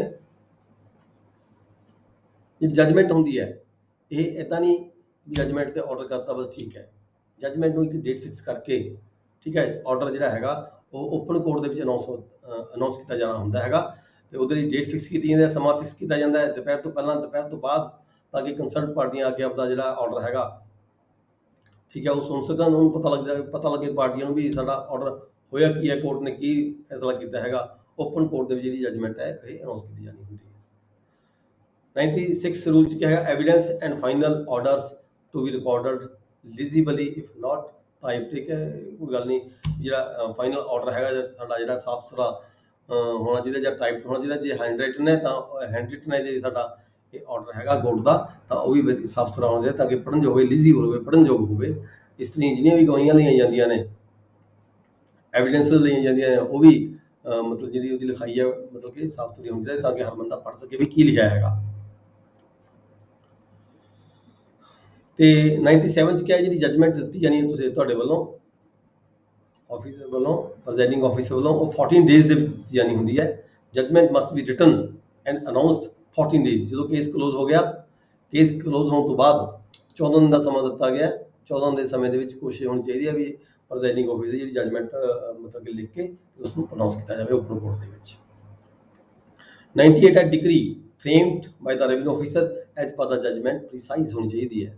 ਜਿਹੜੀ ਡਿਗਰੀ ਹੈ ਜੱਜਮੈਂਟ ਦੇ ਵਿੱਚ ਵਿਸਤਾਰਪੂਰਵਕ ਵੇਰਵਾ ਹੁੰਦਾ ਹੈ, ਸਾਰੇ ਵਿਟਨੈਸ ਦਾ ਵੇਰਵਾ ਹੁੰਦਾ ਹੈ, ਠੀਕ ਹੈ, ਸਾਰੇ ਡਾਕੂਮੈਂਟ ਦਾ ਵੇਰਵਾ ਹੁੰਦਾ ਹੈ, ਸਾਰੇ ਇਸ਼ੂ ਫਰੇਮ ਕੀਤੇ ਜਾਂਦੇ ਨੇ, ਕਿਹੜੇ ਇਸ਼ੂ ਕਿਹੜੀ ਪਾਰਟੀ ਦੇ ਹੱਕ 'ਚ ਗਏ, ਠੀਕ ਹੈ, ਵਿਟਨੈਸ ਦੂਜੀ ਪਾਰਟੀ ਨੇ ਕੀ ਕਿਹਾ, ਦੂਜੀ ਪਾਰਟੀ ਦੇ ਵਕੀਲ ਨੇ ਕੀ ਕਿਹਾ, ਜੱਜਮੈਂਟਸ ਡਿਟੇਲ ਸਾਰੀ ਪ੍ਰੋਸੀਡਿੰਗਸ ਕਾਰਵਾਈ ਸਾਰੀਆਂ ਹੁੰਦੀਆਂ ਨੇ ਜੱਜਮੈਂਟ ਦੇ ਵਿੱਚ।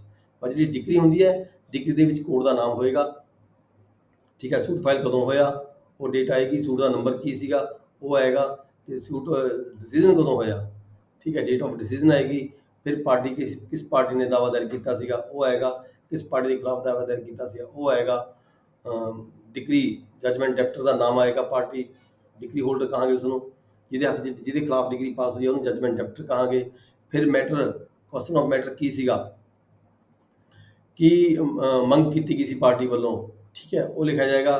ਫਿਰ ਦਿਨ ਜਾ ਕੇ ਲਿਖਿਆ ਜਾਏਗਾ ਵੀ ਡਿਸੀਜਨ ਕੀ ਹੈ, ਕੋਰਟ ਦਾ ਕੀ ਆਰਡਰ ਹੈ। ਜੱਜਮੈਂਟ ਦਾ ਜਿਹੜਾ ਬਰੀਫ ਲਾਸਟ ਪੈਰਾ ਹੈਗਾ, ਲਾਸਟ ਪੈਰੇ ਦੇ ਵਿੱਚੋਂ ਕੁਝ ਜਿਹੜੀਆਂ ਲੈਣਾ ਹੋਣਗੀਆਂ ਜੋ ਕੋਰਟ ਨੇ ਫੈਸਲਾ ਕੀਤਾ ਜੱਜਮੈਂਟ ਦੇ ਵਿੱਚ, ਉਹ ਜਿਹਨੇ ਕੁਝ ਲੈਣਾ ਹੈਗੇ ਜਿਹੜੀਆਂ ਜਿਹਦੇ ਤੇ ਇਹ ਸਮਝ ਸਕੇ ਹਰ ਪਾਰਟੀ ਵੀ ਹਾਂ ਫੈਸਲਾ ਹੋਇਆ ਕੀ ਹੈ।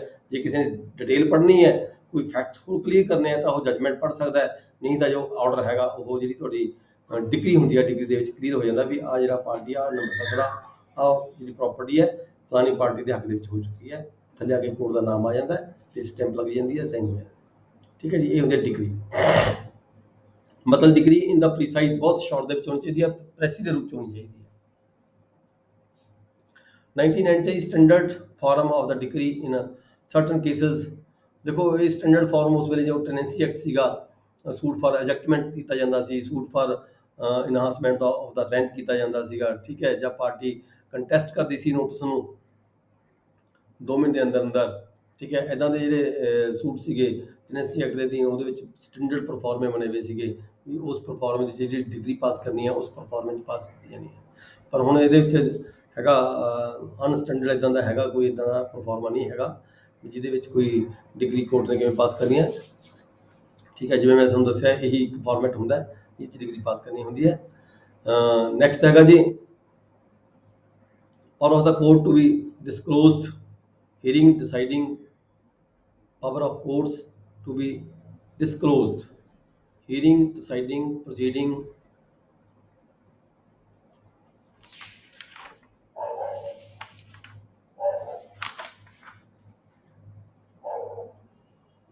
Every judicial officer hearing or deciding a suit, proceeding or appeal shall ensure that the record and the final orders of the judgment and the decree shall be disclosed. The powers which ਉਹ ਮਤਲਬ ਕਿ ਇੱਥੇ ਕਿਹਾ ਗਿਆ ਵੀ ਆਪਣੀ ਕਿਹੜੀਆਂ ਪਾਵਰਾਂ use ਕਰਕੇ ਤੁਸੀਂ ਜਿਹੜੀ ਡਿਗਰੀ ਪਾਸ ਕਰ ਰਹੇ ਹੋ ਉਹ ਸਾਰਾ ਕੁਝ ਤੁਸੀਂ ਡਿਸਕਲੋਜ਼ ਕਰੋਗੇ। ਕੋਈ ਚੀਜ਼ ਇਹ ਛਪਾ ਕੇ ਨਹੀਂ ਰੱਖੀ ਜਾ ਸਕਦੀ ਰੈਵਨਿਊ ਆਫਿਸਰ ਵੱਲੋਂ। ਠੀਕ ਹੈ, ਕੋਈ ਵੀ ਫੈਸਲਾ ਕੀਤਾ ਜਾਂਦਾ ਹੈ, ਕੋਈ ਡਿਗਰੀ ਪਾਸ ਕੀਤੀ ਜਾਂਦੀ ਹੈ, ਕੋਈ ਆਰਡਰ ਪਾਸ ਕੀਤਾ ਜਾਂਦਾ ਹੈ ਤੇ ਕਿਹੜੇ ਆਰਡਰ ਦੇ ਤਹਿਤ ਤੁਹਾਡੇ ਕੋਲ ਪਾਵਰਸ ਇਹ ਹੈਗੀਆਂ ਨੇ ਉਹਨੂੰ ਵੀ ਤੁਸੀਂ ਨਾਲ ਡਿਸਕਲੋਜ਼ ਕਰੋਗੇ। ਰੂਲ 1.101 ਦੇ ਵਿੱਚ ਹੈ ਪ੍ਰੈਪਰੇਸ਼ਨ ਆਫ ਡਿਗਰੀ। ਮੰਨ ਲਓ ਡਿਗਰੀ ਹੈ ਕਿਸੇ ਪੋਜੀਸ਼ਨ ਦੀ ਹੈ, ਐਗਰੀਕਲਚਰ ਲੈਂਡ ਦੀ ਪੋਜੀਸ਼ਨ ਦੀ ਡਿਗਰੀ ਹੈਗੀ ਹੈ। ਠੀਕ ਹੈ, ਜੇ ਕੋਈ ਉੱਥੇ ਕ੍ਰੌਪ ਖੜੀ ਹੈ, ਫਸਲ ਖੜੀ ਹੈ। ਠੀਕ ਹੈ, ਅਪੀਲੈਂਟ ਕੋਰਟ ਹੈ, ਡਿਗਰੀ ਲੋਅਰ ਕੋਰਟ ਦੀ ਹੈ।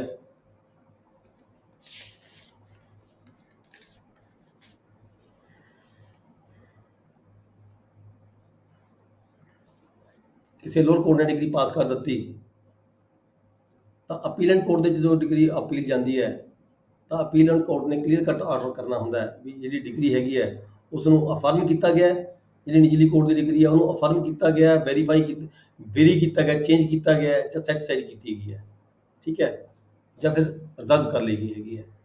ਇਹ ਅਪੀਲੈਂਟ ਕੋਰਟ ਨੇ ਜਿਹੜਾ ਹੈਗਾ ਪ੍ਰੋਪਰ ਫੈਸਲਾ ਦੇਣਾ ਹੁੰਦਾ ਹੈ। ਡਿਗਰੀ ਕਨਫਰਮ ਹੋ ਗਈ ਜਾਂ ਉਹ 'ਚ ਕੋਈ ਚੇਂਜ ਕੀਤੀ ਹੈ ਜਾਂ ਉਹ ਡਿਗਰੀ ਨੂੰ ਸੈਟੀਸਫਾਈਡ ਕਰ ਦਿੱਤਾ ਜਾਂ ਡਿਗਰੀ ਰਿਜ਼ਰਵ ਕਰ ਲਈ।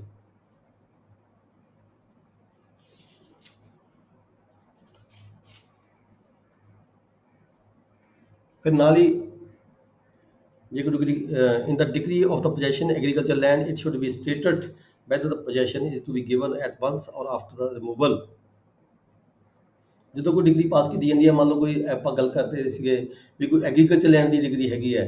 ਠੀਕ ਹੈ, ਉਹਦੇ 'ਚ ਫਸਲ ਖੜੀ ਹੈ ਤਾਂ ਕੋਰਟ ਵੱਲੋਂ ਸਪੈਸੀਫਾਈ ਕੀਤਾ ਜਾਵੇਗਾ ਜਦੋਂ ਐਗਜ਼ੀਕਿਊਟਿੰਗ ਕੋਰਟ ਦੇ ਕੋਲੇ ਉਹ ਡਿਗਰੀ ਭੇਜਣੀ ਹੈ, ਮਤਲਬ ਕਿ ਅਜ਼ਰਾਏ ਕਰਨ ਦੇ ਲਈ ਕਬਜ਼ਾ ਦਿਵਾਉਣ ਦੀ ਖਾਤਰ ਭੇਜਣੀ ਹੈ ਤਾਂ ਡਿਗਰੀ ਦੇ ਵਿੱਚ ਸਪੈਸੀਫਾਈ ਕੀਤਾ ਜਾਵੇਗਾ ਵੀ ਤੁਸੀਂ ਜਿਹੜਾ ਕਬਜ਼ਾ ਹੈਗਾ ਜੇ ਫਸਲ ਖੜੀ ਹੈ ਤਾਂ ਇਮੀਡੀਏਟਲੀ ਕਬਜ਼ਾ ਦਿਵਾਉਣਾ ਹੈ ਜਾਂ ਫਸਲ ਕੱਟਣ ਤੋਂ ਬਾਅਦ ਕਬਜ਼ਾ ਦਿਵਾਉਣਾ ਹੈ। ਇੱਦਾਂ ਜਿਹੜਾ ਪ੍ਰੋਪਰ ਜਿਹੜਾ ਹੈਗਾ ਡਿਗਰੀ ਦੇ ਵਿੱਚ ਸਪੈਸੀਫਾਈ ਕੀਤਾ ਹੁੰਦਾ। ਆਪਾਂ ਪਹਿਲਾਂ ਪੜ੍ਹ ਕੇ ਹਟੇ ਸੀ ਵੀ ਜੇਕਰ ਕਿਤੇ ਨਾ ਕੀਤਾ ਹੋਵੇ ਤਾਂ ਕੰਸਰਨਡ ਆਫਿਸਰ ਮਤਲਬ ਕਲੈਕਟਰ ਹੈ, ਕਲੈਕਟਰ ਕੋਲੇ ਆਰਡਰ ਆ ਗਿਆ ਕਬਜ਼ਾ ਕਾਰਵਾਈ ਦੇਣ ਦੇ ਲਈ। ਠੀਕ ਹੈ, ਤਾਂ ਕੰਸਰਨਡ ਕਾਨੂੰਗੋ ਪਟਵਾਰੀ ਹਲਕਾ ਮੌਕੇ ਦੇ ਕੇ ਉੱਥੇ ਫਸਲ ਖੜੀ ਹੈ ਤਾਂ ਇਹਦਾ ਮਤਲਬ ਇਹ ਨਹੀਂ ਹੈਗਾ ਵੀ ਅਸੀਂ ਨਾਲ ਦੀ ਨਾਲ ਉਸ ਵੇਲੇ ਕਬਜ਼ਾ ਕਰਵਾ ਦਈਏ।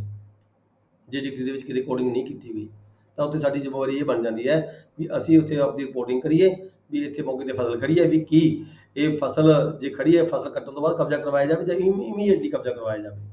ਜਿਹਦਾ ਡਿਗਰੀ ਵਿੱਚ ਇਹ ਦੱਸਿਆ ਗਿਆ ਫਿਰ ਤਾਂ ਠੀਕ ਹੈ, ਉਹਦੇ ਮੁਤਾਬਕ ਕਾਰਵਾਈ ਕਰਨੀ ਹੈ। ਨਹੀਂ ਤਾਂ ਫਿਰ ਜਿਹੜੀ ਪ੍ਰੋਪਰ ਕੋਰਟ ਹੈਗੀ ਹੈ, ਕੋਰਟ ਨੂੰ ਆਪਾਂ ਪੁੱਛਣ ਦੇ ਲਈ ਜਿਹੜਾ ਹੈਗਾ ਰੈਵਰੀ ਮੰਗਣ ਦੇ ਲਈ ਜਿਹੜੇ ਹੈਗੇ ਆਪਣਾ ਆਰਡਰ ਹੈ ਆਪਣੀ ਰਿਪੋਰਟ ਹੈ ਬਣਾ ਕੇ ਭੇਜ ਸਕਦੇ ਹਾਂ।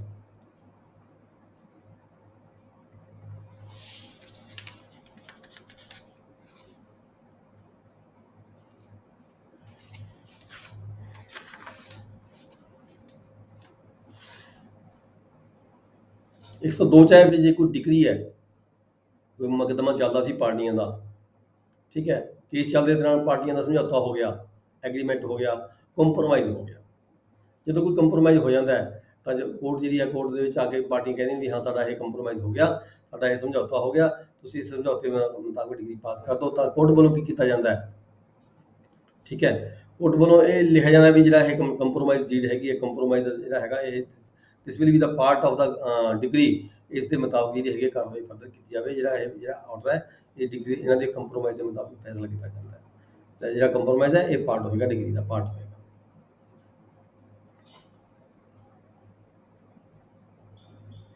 ਜਨਰਲ ਲਾਅ ਕਿਹਾ ਗਿਆ ਇਸਨੇ ਵੀ ਜਿਹੜਾ ਜਨਰਲ ਲਾਅ ਕੀ ਹੈਗਾ ਡਿਗਰੀਆਂ ਦੇ ਸੰਬੰਧ ਵਿੱਚ ਇਹ ਹੈਗਾ ਜਿਹੜਾ ਹਾਈ ਕੋਰਟ ਦੇ ਜਿਹੜੇ ਆਰਡਰਸ ਨੇ, ਹਾਈ ਕੋਰਟ ਦੇ ਆਰਡਰ ਚੈਪਟਰ 14B ਤੇ 14D ਦਿੱਤੇ ਗਏ ਨੇ। ਉਹਦੇ ਵਿੱਚ ਜਨਰਲ ਲਾਅ ਇਹੀ ਕਹਿੰਦਾ ਹੈ। ਆਪਾਂ ਪਹਿਲਾਂ ਇਹ ਤੁਹਾਡੇ ਤੁਸੀਂ ਰਿਫਰੈਸ਼ਰ ਕੋਰਸ ਕੀਤਾ ਹੋਊਗਾ, ਰਿਫਰੈਸ਼ਰ ਕੋਰਸ ਦੇ ਸਟੈਂਡਿੰਗ ਆਰਡਰ ਨੰਬਰ 64 ਦੇ ਵਿੱਚ ਦੱਸਿਆ ਗਿਆ ਹੈ ਵੀ ਜਨਰਲ ਲਾਅ ਕੀ ਹੈ ਜਦੋਂ ਕੋਈ ਪੇਸ਼ ਦੀ ਕਾਰਵਾਈ ਕੀਤੀ ਜਾਣੀ ਹੈ।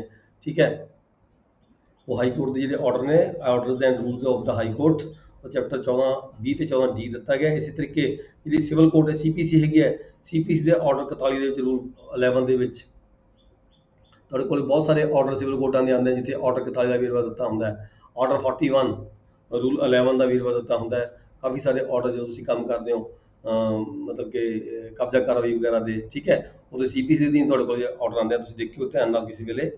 ਤੇ ਇਹ ਜਨਰਲ ਆਰਡਰ ਆਪਾਂ ਨੂੰ ਇਹੀ ਮਤਲਬ ਕਿ ਜੋ ਆਪਾਂ ਗੱਲ ਕਰ ਚੁੱਕੇ ਹਾਂ, ਮਤਲਬ ਕਿ ਇਹੀ ਜਿਹੜੇ ਰੂਲਸ ਨੇ ਫੋਲੋ ਕਰਨੇ ਹੁੰਦੇ ਨੇ ਵੀ ਕੋਰਟ ਵੱਲੋਂ ਦਰਸਾਇਆ ਜਾਂਦਾ ਹੈ ਆਪਣੀ ਡਿਗਰੀ ਦੇ ਵਿੱਚ ਕਬਜ਼ਾ ਕਾਰਵਾਈ ਕਦੋਂ ਕਰਨੀ ਹੈ, ਕਿਹੜੇ ਸਮੇਂ ਦੌਰਾਨ ਕਰਨੀ ਹੈ, ਜੇਕਰ ਨਹੀਂ ਦਰਸਾਇਆ ਗਿਆ ਤਾਂ ਅਸੀਂ ਕੀ ਕਰਨਾ ਹੁੰਦਾ ਹੈ, ਠੀਕ ਹੈ। ਫਿਰ ਕੋਰਟ ਦਾ ਦੁਬਾਰਾ ਆਰਡਰ ਆਉਂਦਾ ਹੈ ਤੁਹਾਨੂੰ, ਫਿਰ ਤੁਸੀਂ ਉਹਦੇ ਮੁਤਾਬਕ ਕਾਰਵਾਈ ਕਰਨੀ ਹੁੰਦੀ ਹੈ। ਇਹ ਸਾਰਾ ਜਿਹੜਾ ਪ੍ਰੋਸੈਸ ਹੈ ਸਾਰਾ ਵੇਰਵਾ ਹੈਗਾ ਹਾਈ ਕੋਰਟ ਦੇ ਜਿਹੜੇ ਹਾਈ ਕੋਰਟ ਦੇ ਜਿਹੜੇ ਆਰਡਰਸ ਨੇ ਉਹ 14B ਤੇ ਡੀ, CPC ਦੇ ਜਿਹੜੇ ਆਰਡਰ ਨੇ ਉਹ 41 ਰੂਲ 11 ਦੇ ਵਿੱਚ ਕਲੀਅਰ ਕੀਤਾ ਗਿਆ ਹੈਗਾ। Copy of the decree to be filed, appellant should always file, ਜਦੋਂ ਕਿਸੇ ਨੇ ਅਪੀਲ ਕਰਨੀ ਹੈ ਤਾਂ ਡਿਗਰੀ ਦੀ ਫਾਈਲ ਦੀ ਕਾਪੀ ਦਾ ਨਾਲ ਲਗਾਏਗਾ। ਜਿਸ ਆਰਡਰ ਦੇ ਅਗੇਂਸਟ, ਜਿਸ ਜੱਜਮੈਂਟ ਦੇ ਅਗੇਂਸਟ ਕਿ ਕੋਈ ਪਾਰਟੀ ਅਪੀਲੈਂਟ ਕੋਰਟ ਦੇ ਵਿੱਚ ਜਾਂਦੀ ਹੈ ਤਾਂ ਇੱਥੇ ਕਿਹਾ ਗਿਆ ਵੀ ਉਹਦੀ ਜਿਹੜੀ ਡਿਗਰੀ ਦੀ ਕਾਪੀ ਹੈ ਉਹ ਨਾਲ ਲਗਾ ਕੇ ਹੀ ਜਿਹੜਾ ਹੈਗਾ ਦਾਵਾ ਅਪੀਲ ਦਾਇਰ ਕੀਤੀ ਜਾਂਦੀ ਹੈ। ਨੈਕਸਟ 105 ਦੇ ਵਿੱਚ ਕੀ ਹੈ, vernacular copies of English order not required.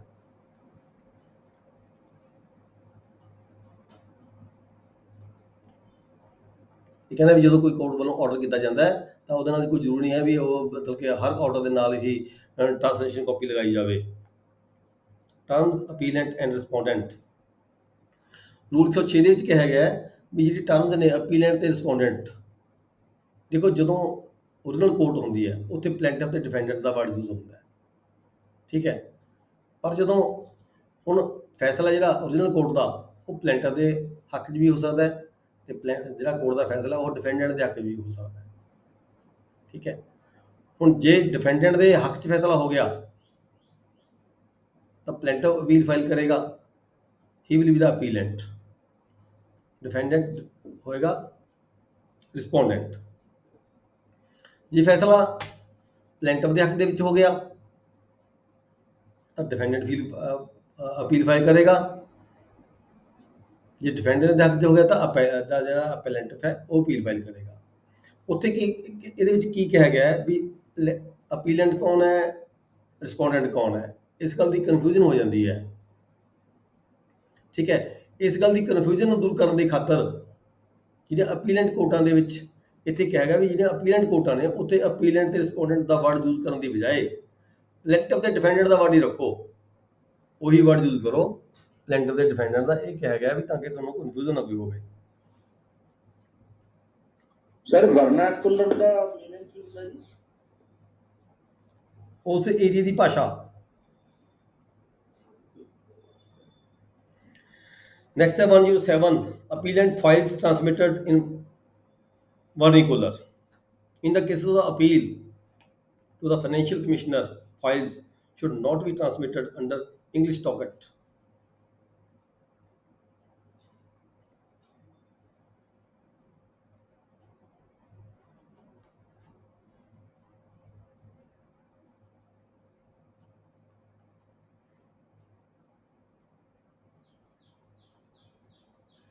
ਇੱਥੇ ਇਹ ਕਿਹਾ ਗਿਆ ਜੀ ਜਦੋਂ ਕੋਈ 107 108 ਹੈਗਾ ਸੈਕਸ਼ਨ ਹੈਗਾ ਹੈ ਵੀ ਜਦੋਂ ਕੋਈ ਜਿਹੜੀ ਕੋਰਟ ਹੈਗੀ ਹੈ ਜਿਹਨਾਂ ਅਪੀਲੈਂਟ ਕੋਰਟਸ ਆ ਜਿਹੜੀਆਂ ਹੈਗੀਆਂ ਨੇ ਜਦੋਂ ਫੈਸਲਾ ਕਰਦੀਆਂ ਨੇ ਤਾਂ ਉਹਦੀ ਜਿਹੜੀ ਇਨਫੋਰਮੇਸ਼ਨ ਹੈਗੀ ਹੈ, ਠੀਕ ਹੈ, ਆਪਣੇ ਨਿਚਲੇ ਕੋਰਟਾਂ ਨੂੰ ਇਨਫੋਰਮੇਸ਼ਨ ਭੇਜੀ ਜਾਏਗੀ। ਫੋਲੋਇੰਗ ਰੂਲਸ, ਕਿਹੜੇ ਰੂਲਸ ਨੇ? Commissioner will send copies of the judgments on the appeal to the collector. ਮੰਨ ਲਓ ਕਮਿਸ਼ਨਰ ਕੋਲ ਫੈਸਲਾ ਹੋਇਆ ਕੋਈ, ਠੀਕ ਹੈ, ਕਮਿਸ਼ਨਰ ਆਪਦੇ ਫੈਸਲੇ ਦੀ ਜਿਹੜੀ ਕਾਪੀ ਹੈਗੀ ਉਹ ਟ੍ਰਾਂਸਮਿਟ ਕਰੇਗਾ, ਕਿੱਥੇ ਕਰੇਗਾ? ਕਲੈਕਟਰ ਕੋਲੇ ਕਰੇਗਾ।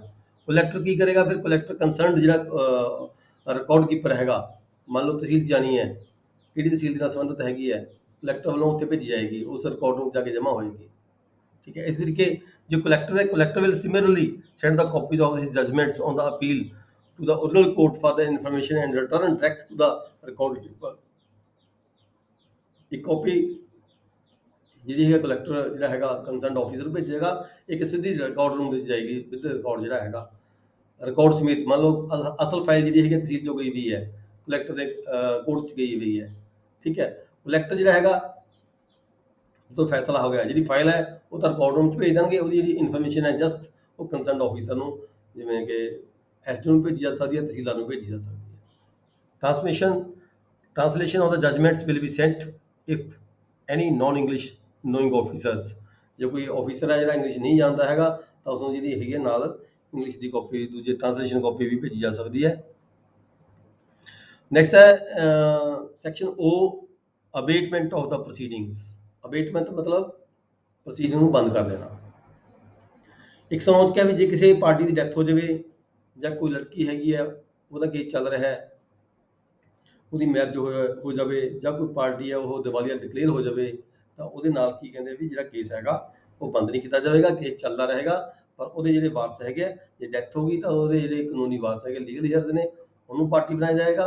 ਤਾਂ ਜੇ ਕੋਈ ਲੜਕੀ ਹੈ ਜਿਹਦੀ ਮੈਰਿਜ ਹੋ ਚੁੱਕੀ ਆ ਉਹਦੇ ਅੰਡਰ ਕੌਣ ਕਲੇਮ ਕਰਦਾ ਹੈ, ਉਹਦੇ ਪੇਰੈਂਟਸ ਕਲੇਮ ਕਰਦਾ ਹੈ ਜਾਂ ਉਹਦਾ ਕੋਈ ਬ੍ਰਦਰ ਕਲੇਮ ਕਰਦਾ ਹੈ, ਕੋਈ ਵੀ ਕਲੇਮ ਕਰਦਾ ਹੈ, ਠੀਕ ਹੈ, ਤਾਂ ਉਹਨੂੰ ਪਾਰਟੀ ਬਣਾਇਆ ਜਾਏਗਾ। ਜੇ ਕੋਈ ਇਨਸੋਲਵੈਂਸੀ ਹੈ, ਡਿਕਲੇਅਰ ਹੋ ਗਿਆ ਤਾਂ ਉਹਦੇ ਅੰਡਰ ਕਿਹੜੇ ਕਿਹੜੇ ਬੰਦੇ ਕਲੇਮ ਕਰਦੇ ਨੇ ਤਾਂ ਉਹਨਾਂ ਨੂੰ ਪਾਰਟੀ ਬਣਾ ਕੇ ਜਿਹੜਾ ਕੇਸ ਹੈ ਫਰਦਰ ਮੂਵ ਕਰੇਗਾ। ਪਰ ਕੇਸ ਨੂੰ ਇੱਥੇ ਕਿਹਾ ਹੈ ਵੀ ਬੰਦ ਨਹੀਂ ਕੀਤਾ ਜਾਵੇਗਾ। ਇਨਸੋਲਵੈਂਸੀ ਦਾ ਕੀ ਮਤਲਬ ਹੈ? ਇਨਸੋਲਵੈਂਟ ਹੋਣਾ, ਦਿਵਾਲੀਆ ਹੋ ਜਾਣਾ ਕਿਸੇ ਦਾ।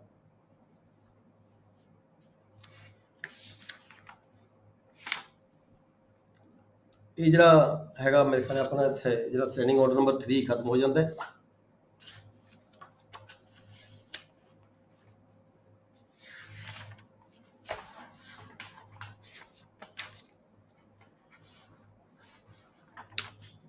ਅੱਗੇ ਦਾ ਇੱਕ ਸੈਕਸ਼ਨ P ਹੈਗਾ, ਮਿਸਲੇਨੀਅਸ ਕਲੌਜ਼ ਹੈਗੇ, ਰੈਂਟ ਸੂਟਸ ਨੇ, ਹਾਂਜੀ, notice of the sale of the right of occupancy, tenure to be accurately described। Rent suit ਆਪਾਂ ਪੜਾਂਗੇ ਜੀ, ਟੈਨੈਂਸੀ ਐਕਟ ਦੇ ਵਿੱਚ ਆਉਂਦਾ ਹੈ। ਜਦੋਂ ਕਿਸੇ ਦਾ ਰੈਂਟ ਘਟਾਉਣਾ ਹੈ ਜਾਂ ਕਿਸੇ ਦਾ ਰੈਂਟ ਵਧਾਉਣਾ ਹੈ, ਠੀਕ ਹੈ ਜੀ, ਜੇ ਕਦੇ ਇੰਪਰੂਵਮੈਂਟ ਕਿਸੇ ਪਾਰਟੀ ਨੇ ਕੀਤੀ ਹੈ, ਜੇ A ਪਾਰਟੀ ਨੇ ਇੰਪਰੂਵਮੈਂਟ ਕੀਤੀ, ਜਿਹੜਾ ਲੈਂਡ ਓਨਰ ਹੈ ਜੇ ਉਹਨੇ ਇੰਪਰੂਵਮੈਂਟ ਕੀਤੀ ਹੈ ਤਾਂ ਉਹ ਰੈਂਟ ਵਧਾਉਣ ਦੇ ਲਈ ਦਾਅਵਾ ਦਾਇਰ ਕਰ ਸਕਦਾ ਹੈਗਾ ਰੈਵਨਿਊ ਕੋਰਟ ਦੇ ਵਿੱਚ। ਜੇ ਜਿਹੜਾ ਕਿਰਾਏਦਾਰ ਹੈਗਾ ਉਸਨੇ ਇੰਪਰੂਵਮੈਂਟਸ ਕੀਤੀਆਂ ਹੁੰਦੀਆਂ ਨੇ ਤਾਂ ਉਹ ਵੀ ਜਿਹੜਾ ਹੈਗਾ ਆਪਦਾ ਕਿਰਾਇਆ ਘਟਾਉਣ ਦੀ ਖਾਤਰ, ਰੈਂਟ ਘਟਾਉਣ ਦੀ ਖਾਤਰ ਦਾਅਵਾ ਪਾ ਸਕਦਾ ਹੈ। ਫਿਰ ਅੱਗੇ notice of sale of right of occupancy ਅੱਜ ਪਰਫਾਰਮ ਦਿੱਤਾ ਗਿਆ ਹੈ। ਠੀਕ ਹੈ, notice of sale of right of occupancy, ਜੇ ਕੋਈ ਰਾਈਟ ਆਫ ਆਕੂਪੈਂਸੀ ਕਿਸੇ ਨੇ ਸੇਲ ਕਰਨੇ ਨੇ ਤਾਂ ਉਹਦੇ ਲਈ ਆਪਦਾ ਹੈਗਾ ਜਿਹੜਾ ਨੋਟਿਸ ਦਿੱਤਾ ਜਾਂਦਾ ਹੈ। in through revenue officer jagah in connection with the sale of the right of occupancy and execution of a decree or order of the code section 52 of the Punjab Tenancy Act। ਆਪਾਂ Punjab tenancy act ਪੜਾਂਗੇ ਉਹ ਸਾਰਾ clear ਹੋਏਗਾ। ਜਿਹੜਾ ਇਹ section ਹੈ ਇਹ ਸਾਰਾ tenancy act ਨਾਲ ਰਿਲੇਟਡ ਹੈਗਾ। ਫਿਰ ਹੈਗਾ ਅੱਗੇ tenure to be accurately described।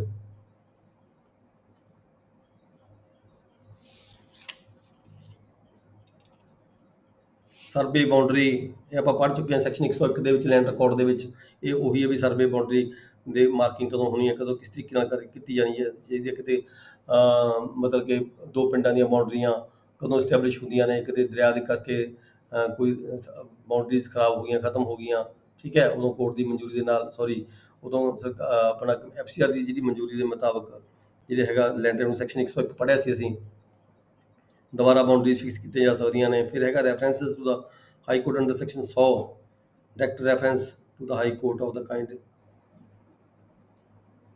Punjab tenancy act ਦੇ ਵਿੱਚ ਕਮਿਸ਼ਨਰ ਹੈ, ਕਲੈਕਟਰ ਹੈ, ਕਿਸੇ ਰੈਫਰੈਂਸ ਦੀ ਜ਼ਰੂਰਤ ਪੈਂਦੀ ਹੈ, ਇਹ ਆਪਦੇ ਪੱਧਰ 'ਤੇ ਕੋਈ ਨਹੀਂ ਡਿਸਾਈਡ ਕਰ ਪਾਏ ਤਾਂ ਹਾਈ ਕੋਰਟ ਦੇ ਵਿੱਚ ਵੀ ਜਿਹੜੀ ਹੈਗੀ ਹੈ ਰੈਫਰੈਂਸ ਬਣਾ ਕੇ ਭੇਜਿਆ ਜਾ ਸਕਦਾ ਹੈ, ਜਿਨ ਕਿ ਹਾਈ ਕੋਰਟ ਦੇ ਤੋਂ ਵੀ ਜਿਹੜੀ ਹੈਗੀ ਹੈ ਰੈਵਰੀ ਮੰਗੀ ਲਈ ਜਾ ਸਕਦੀ ਹੈ। ਕੋਰਟ ਆਵਰਸ, ਹੌਲੀਡੇ ਕਾਜ਼, ਇਹ ਆਪਾਂ 115 'ਚ ਕਿਹਾ ਵੀ ਕੋਰਟ ਦੇ ਆਵਰਸ ਕਿਹੜੇ ਹੋਣਗੇ, ਹੌਲੀਡੇਜ਼ ਕਦੋਂ ਹੋਏਗੀ, ਠੀਕ ਹੈ, ਕਿਹੜਾ ਸਮਾਂ ਹੋਏਗਾ ਕੇਸਾਂ ਨੂੰ ਸੁਣਨ ਦਾ, ਜਾਂ ਆਮ ਤੌਰ 'ਤੇ ਕੀ ਹੈ ਵੀ ਛੁੱਟੀਆਂ ਨੂੰ ਛੱਡ ਕੇ ਸਾਰੇ ਹੀ ਦਿਨ ਆਪਾਂ ਕੋਰਟ ਲਗਾਉਂਦੇ ਹਾਂ। ਪਰ ਕਈ ਵਾਰੀ ਕੀ ਹੁੰਦਾ ਆਪਾਂ ਜਿਹੜੀ ਕੋਰਟ ਲਗਾਉਂਦੇ ਹਾਂ ਉਹ ਦਿਨ ਫਿਕਸ ਕੀਤੇ ਜਾਂਦੇ, ਕਈ ਵਾਰੀ ਕਿਸੇ ਆਫਿਸਰ ਕੋਲ ਦੋ ਤਹਿਸੀਲਾਂ ਹੁੰਦੀਆਂ ਨੇ ਤੇ ਦੋ ਤਿੰਨ ਦਿਨ ਜਿਹੜੇ ਹੈਗੇ ਫਿਕਸ ਕੀਤੇ ਜਾਂਦੇ ਆ। ਇਹ ਦੱਸਿਆ ਗਿਆ ਇਹਦੇ ਵਿੱਚ ਜਿਹੜੇ ਤੁਹਾਡੇ ਕੋਲ ਤੁਸੀਂ ਕੋਈ ਕੋਰਟ ਲਗਾਉਣ ਦੇ ਦਿਨ ਫਿਕਸ ਕਰਦੇ ਹੋ ਤਾਂ ਉਹ ਜਿਹੜਾ ਹੈਗਾ ਬਾਹਰ ਪਰਚਾ ਲਗਾਇਆ ਹੋਵੇ, ਬਾਹਰ ਨੋਟਿਸ ਲਗਾਇਆ ਹੋਵੇ, ਤਾਂ ਕਿ ਕੰਸਰਨ ਪਾਰਟੀਆਂ ਨੂੰ, ਕੰਸਰਨ ਵਕੀਲ ਨੂੰ ਪਤਾ ਹੋਵੇ ਵੀ ਤੁਸੀਂ ਜਿਹੜੀ ਕੋਰਟ ਹੈ, ਕੋਰਟ ਵਰਕ ਕਿਹੜੇ ਸਮੇਂ ਤੇ ਕਦੋਂ ਕਿਹੜੇ ਦਿਨਾਂ 'ਚ ਕਰੋਗੇ।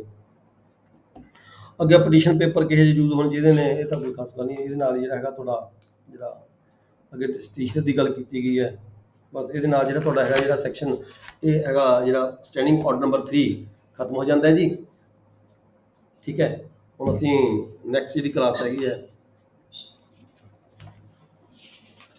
ਸਰ ਹਾਂਜੀ ਇੱਕ ਇਹ ਹੈ ਕਿ ਦੋ ਧਿਰਾਂ ਨੇ ਕੇਸ ਪਾਇਆ, ਇੱਕ ਜਿਹੜੀ ਹੈਗੀ ਹਾਰ ਗਈ ਕੇਸ, ਚਾਹੇ ਅਪੀਲ ਪਾਉਣ, ਚਾਹੇ ਕੇਸ ਪਾਉਣ ਵਾਲੀ, ਚਾਹੇ ਪਲੈਂਟਿਵ ਚਾਹੇ ਡਿਫੈਂਡੈਂਟ, ਉਹਨਾਂ 'ਚ ਕੋਈ ਵੀ ਹਾਰ ਗਿਆ, ਉਹ ਅਗਲੀ ਕੋਰਟ ਦੇ ਵਿੱਚ ਚਲਾ ਗਿਆ, ਅਗਲੀ ਕੋਰਟ ਦੇ ਵਿੱਚ ਜਾ ਕੇ ਉਹ ਉੱਥੇ ਫੇਰ ਹਾਰ ਗਿਆ, ਕਿਆ ਉਹ ਫੇਰ ਅੱਗੇ ਕਿਸੇ ਹੋਰ ਕੋਰਟ ਵਿੱਚ ਜਾ ਸਕਦਾ ਜਾਂ ਨਹੀਂ ਜਾ ਸਕਦਾ? ਇਹ ਦੇਖੋ ਆਪਣੇ ਕੋਲੇ ਜਿਹੜਾ ਹੈਗਾ ਲੈਂਡ ਰੈਵਨਿਊ ਐਕਟ ਦੀ ਸੈਕਸ਼ਨ 13 ਜੀ ਅਪੀਲ ਰਿਵਿਊ ਰਿਵੀਜ਼ਨ,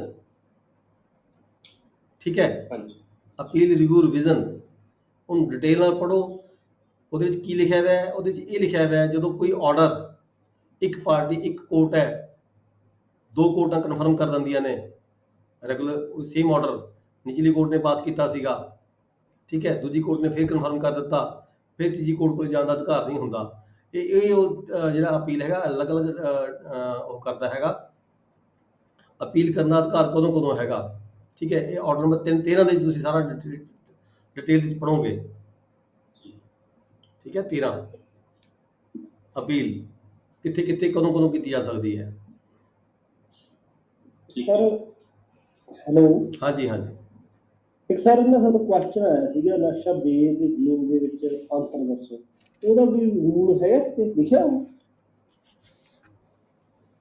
ਨਕਸ਼ਾ ਬੇਸ ਜਿਵੇਂ ਹੈਗੇ ਆ ਉਹਦੇ ਵਿੱਚ ਤੁਹਾਡੇ ਲੈਂਡ ਰਿਕਾਰਡ ਮੈਨੂਅਲ 'ਚ ਨੇ। ਨਹੀਂ, ਉਹਨਾਂ ਨੇ ਕਿਹਾ ਸੀਗਾ ਡਿਫਰੈਂਟ ਬਿਟਵੀਨ ਨਕਸ਼ਾ ਬੇ ਐਂਡ ਜੀ, ਹਾਂਜੀ ਉਹਦਾ ਰੂਲ ਕੋਈ ਯਾਦ ਹੈ? ਇੱਥੇ ਲੈਂਡ ਰਿਕਾਰਡ ਮੈਨੂਅਲ ਦੇ ਵਿੱਚ ਆ? ਲੈਂਡ ਰਿਕਾਰਡ ਮੈਨੂਅਲ ਦਾ ਜਿਹੜਾ ਤੁਹਾਡਾ ਮੇਰੇ ਖਿਆਲ ਹੈ ਸ਼ਾਇਦ 17 ਚੈਪਟਰ ਹੈਗਾ। ਆਪਾਂ ਜਿਹੜੀ party section 111 land revenue act 111 ਤੋਂ ਸ਼ੁਰੂ ਹੋ ਜਾਂਦੀ ਹੈ ਪਾਰਟੀਸ਼ਨਸ। ਸਰ ਉਹਦੇ ਚ ਕਿਤੇ ਉਹ ਮੈਂ ਪਾਰਟੀਸ਼ਨ ਵਾਲਾ, ਹਾਂ ਉਹਦੇ ਚ ਕੋਈ ਸੈਕਸ਼ਨ ਚ ਉਹਦੇ ਕਿਤੇ ਮੈਂ ਆਪਾਂ ਪੜਿਆ ਤਾਂ ਹੈ ਨਹੀਂ। ਇਹ ਜਿਹੜੇ ਹੈਗੇ ਤੁਹਾਡੇ ਜਿਹੜੇ ਜੀਮ ਵਗੈਰਾ ਵਰਡ ਯੂਜ਼ ਕੀਤੇ ਗਏ ਨੇ ਨਾ, ਇਹ ਯੂਜ਼ ਕੀਤੇ ਗਏ ਨੇ ਲੈਂਡ ਰਿਕਾਰਡ ਮੈਨੂਅਲ ਦੇ ਵਿੱਚ। ਅੱਛਾ ਜੀ, ਹਾਂ, ਉਹ ਲੈਂਡ ਰਿਕਾਰਡ ਮੈਨੂਅਲ ਦੇ ਵਿੱਚ ਪਾਰਟੀਸ਼ਨ ਚੈਪਟਰ ਹੈਗਾ, ਪੂਰਾ ਚੈਪਟਰ ਹੈ ਪਾਰਟੀਸ਼ਨ ਦਾ। ਉੱਥੇ ਤੁਹਾਡੇ ਇਹ ਨਕਸ਼ਿਆਂ ਬਾਰੇ ਦੱਸਿਆ ਗਿਆ ਵੀ ਕਿਹੜੇ ਕਿਹੜੇ ਨਕਸ਼ੇ ਕਦੋਂ ਕਦੋਂ ਬਣਦੇ ਨੇ। ਪ੍ਰਧਾਨ ਜੀ ਦੀ ਗੱਲ ਸੁਣੋ ਮਾੜੀ ਜਿਹੀ। ਕਿੰਨਾ ਸੈਕਸ਼ਨ ਹੈ ਜੀ, ਕਿੰਨਾ ਚੈਪਟਰ ਹੈ ਪਾਰਟੀਸ਼ਨ ਦਾ? 17 ਹੈ ਮੇਰੇ ਖਿਆਲ ਸ਼ਾਇਦ। 18 ਪਰ ਉਹ ਆਊਟ ਆਫ ਸਿਲੇਬਸ ਆ, ਸਾਡੇ ਸਿਲੇਬਸ ਚ ਹੈ ਨਹੀਂ। ਹਾਂ 18 ਚੈਪਟਰ ਹੈ ਸ਼ਾਇਦ, ਹੈ ਨਾ ਪਾਰਟੀਸ਼ਨ ਦੇ ਰਿਗਾਰਡਿੰਗ। ਤੁਸੀਂ ਜਿਹੜੀ ਆਹ ਗ੍ਰੀਨ ਬੁੱਕ ਹੈ ਸਰ ਲੈਂਡ ਰਿਕਾਰਡ ਮੈਨੂਅਲ ਦਾ 18ਵਾਂ ਚੈਪਟਰ ਹੈ, ਇਹਨਾਂ ਨੂੰ ਕੋਈ ਪੜ੍ਹਨਾ। ਹਾਂ ਲੈਂਡ ਰਿਕਾਰਡ ਮੈਨੂਅਲ ਦਾ 18 ਚੈਪਟਰ ਹੈਗਾ। ਨਹੀਂ ਤਾਂ ਜਿਹੜੀ ਮੇਰੇ ਵਾਲੀ ਬੁੱਕ ਹੈਗੀ ਹੈ ਗ੍ਰੀਨ ਵਾਲੀ, ਉਹਦੇ 'ਚ ਡਿਟੇਲ ਹੈਗਾ ਜੋ ਵੀ ਉਹਦੇ 'ਚ ਸਾਰਾ ਕੁਝ ਹੈਗਾ, ਸਾਰੇ ਨਕਸ਼ਿਆਂ ਦੇ ਰਿਗਾਰਡਿੰਗ ਹੈਗਾ ਤੇ ਸਾਰਾ ਕੋਈ ਕੁਛ। ਸ਼ਬਦਾਂ ਦਾ ਤਾਂ ਨਹੀਂ ਭੁਲੇਖਾ, ਹੁਣ ਅਸੀਂ ਊੜਾ ਐੜਾ ਈੜੀ ਵੀ ਕਹਿ ਦਿੰਦੇ ਨਾ, ਤਾਂ ਕਰਕੇ ਸ਼ਬਦਾਂ ਨੇ ਨਾ ਆਪਸ ਵਿੱਚ ਦੇ ਕਰਕੇ ਭੁਲੇਖਾ ਤਾਂ ਆਹੋ ਇਹ ਇਸੇ ਕਰਕੇ ਭੁਲੇਖਾ ਹੈਗਾ। ਉਹ ਸਰ ਇਦਾਂ ਸੀਗਾ, ਉਹਨਾਂ ਪਤਾ ਗੱਲ ਕੀ ਹੈ, ਦੇਖੋ ਨਾ ਇੱਕ ਮਿੰਟ ਆ ਜਿਹੜੀ ਬੁੱਕ ਹੈਗੀ ਹੈ ਇਹਦੇ 'ਚ ਪਾਰਟੀਸ਼ਨ ਡਿਟੇਲ ਹੈਗੀ ਹੈ, ਸਾਰੇ ਨਕਸ਼ਿਆਂ ਦਾ ਵੇਰਵਾ ਹੈਗਾ, ਪਾਰਟੀਸ਼ਨ ਦਾ ਵੇਰਵਾ ਹੈਗਾ, ਸਾਰੇ ਨਕਸ਼ਿਆਂ ਦੇ ਸੰਬੰਧ ਵਿੱਚ ਕਿਵੇਂ ਕਿਵੇਂ ਨਕਸ਼ੇ ਬਣਾਏ ਜਾਂਦੇ ਨੇ, ਸਾਰੇ ਫਾਰਮੈਟ ਹੈਗੇ ਇਹਦੇ ਵਿੱਚ, ਠੀਕ ਹੈ। ਕੀ ਉਹਦੇ ਤੇ ਨਕਸ਼ਾ ਜਦੋਂ ਆ ਜਾਂਦਾ ਫਿਰ ਰੈਵਨਿਊ ਆਫਿਸਰ ਨੇ ਕੀ ਕਾਰਵਾਈ ਕਰਨੀ ਹੁੰਦੀ ਹੈ, ਕਾਨੂੰਗੋਲਕਾਂ ਨੇ ਕੀ ਕਰਨਾ ਹੁੰਦਾ ਹੈ, ਕਿਵੇਂ ਨਕਸ਼ਾ ਬਣਾਇਆ ਜਾਂਦਾ, ਇਹਦੇ 'ਚ ਚੈਪਟਰ ਹੈਗਾ ਪਾਰਟੀਸ਼ਨ ਦਾ।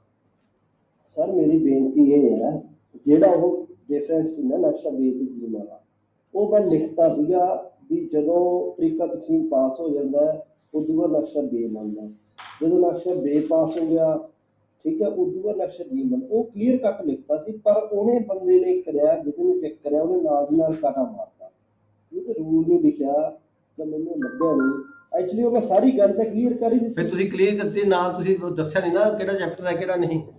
ਤੁਸੀਂ ਉੱਥੇ ਆਪਦਾ ਨਾਲ ਲੈਂਡ ਰੈਵਨਿਊ ਐਕਟ ਦਾ ਵੀ ਵੇਰਵਾ ਦਿਓ, ਚੈਪਟਰ ਦਾ ਵੇਰਵਾ ਦਿਓ, ਜਿਹੜਾ 18 ਚੈਪਟਰ ਹੈਗਾ ਉਹਦਾ ਲੈਂਡ ਰਿਕਾਰਡ ਮੈਨੂਅਲ ਦਾ, ਉਹਦਾ ਵੀ ਲੈਂਡ ਵੇਰਵਾ ਦਿਓ। ਰਿਕਾਰਡ ਮੈਨੂਅਲ ਦਾ 18 ਚੈਪਟਰ ਆ ਤੇ ਅਪੈਂਡਿਕਸ ਦੇ ਵਿੱਚ ਤਕਸੀਮ ਦੇ ਨਕਸ਼ੇ ਆ, ਨਕਸ਼ੇ ਬਣੇ ਹੋਏ ਨੇ। ਹਾਂਜੀ ਠੀਕ ਹੈ ਸਰ। ਪਰ ਇਹ ਆਪਣੇ ਸਿਲੇਬਸ ਚ ਹੈ ਨਹੀਂ ਚੈਪਟਰ ਉਹਦੇ। ਚਲੋ ਅਗਲੇ ਨੇ ਬਹੁਤ ਚਲ ਨਾ ਹੋਵੇ ਜੀ, ਜੇ ਨਾ ਵੀ ਹੋਵੇ ਚਲੋ ਇਸ ਗੱਲ ਨੂੰ ਆਪਾਂ ਮਤਲਬ ਕਿ ਕੁਐਸਚਨ ਦਾ ਆਨਸਰ ਤਾਂ ਪੂਰਾ ਕਰੀ ਦਿਓ ਜੇ ਆ ਗਿਆ, ਠੀਕ ਹੈ। ਲਓ ਜੀ।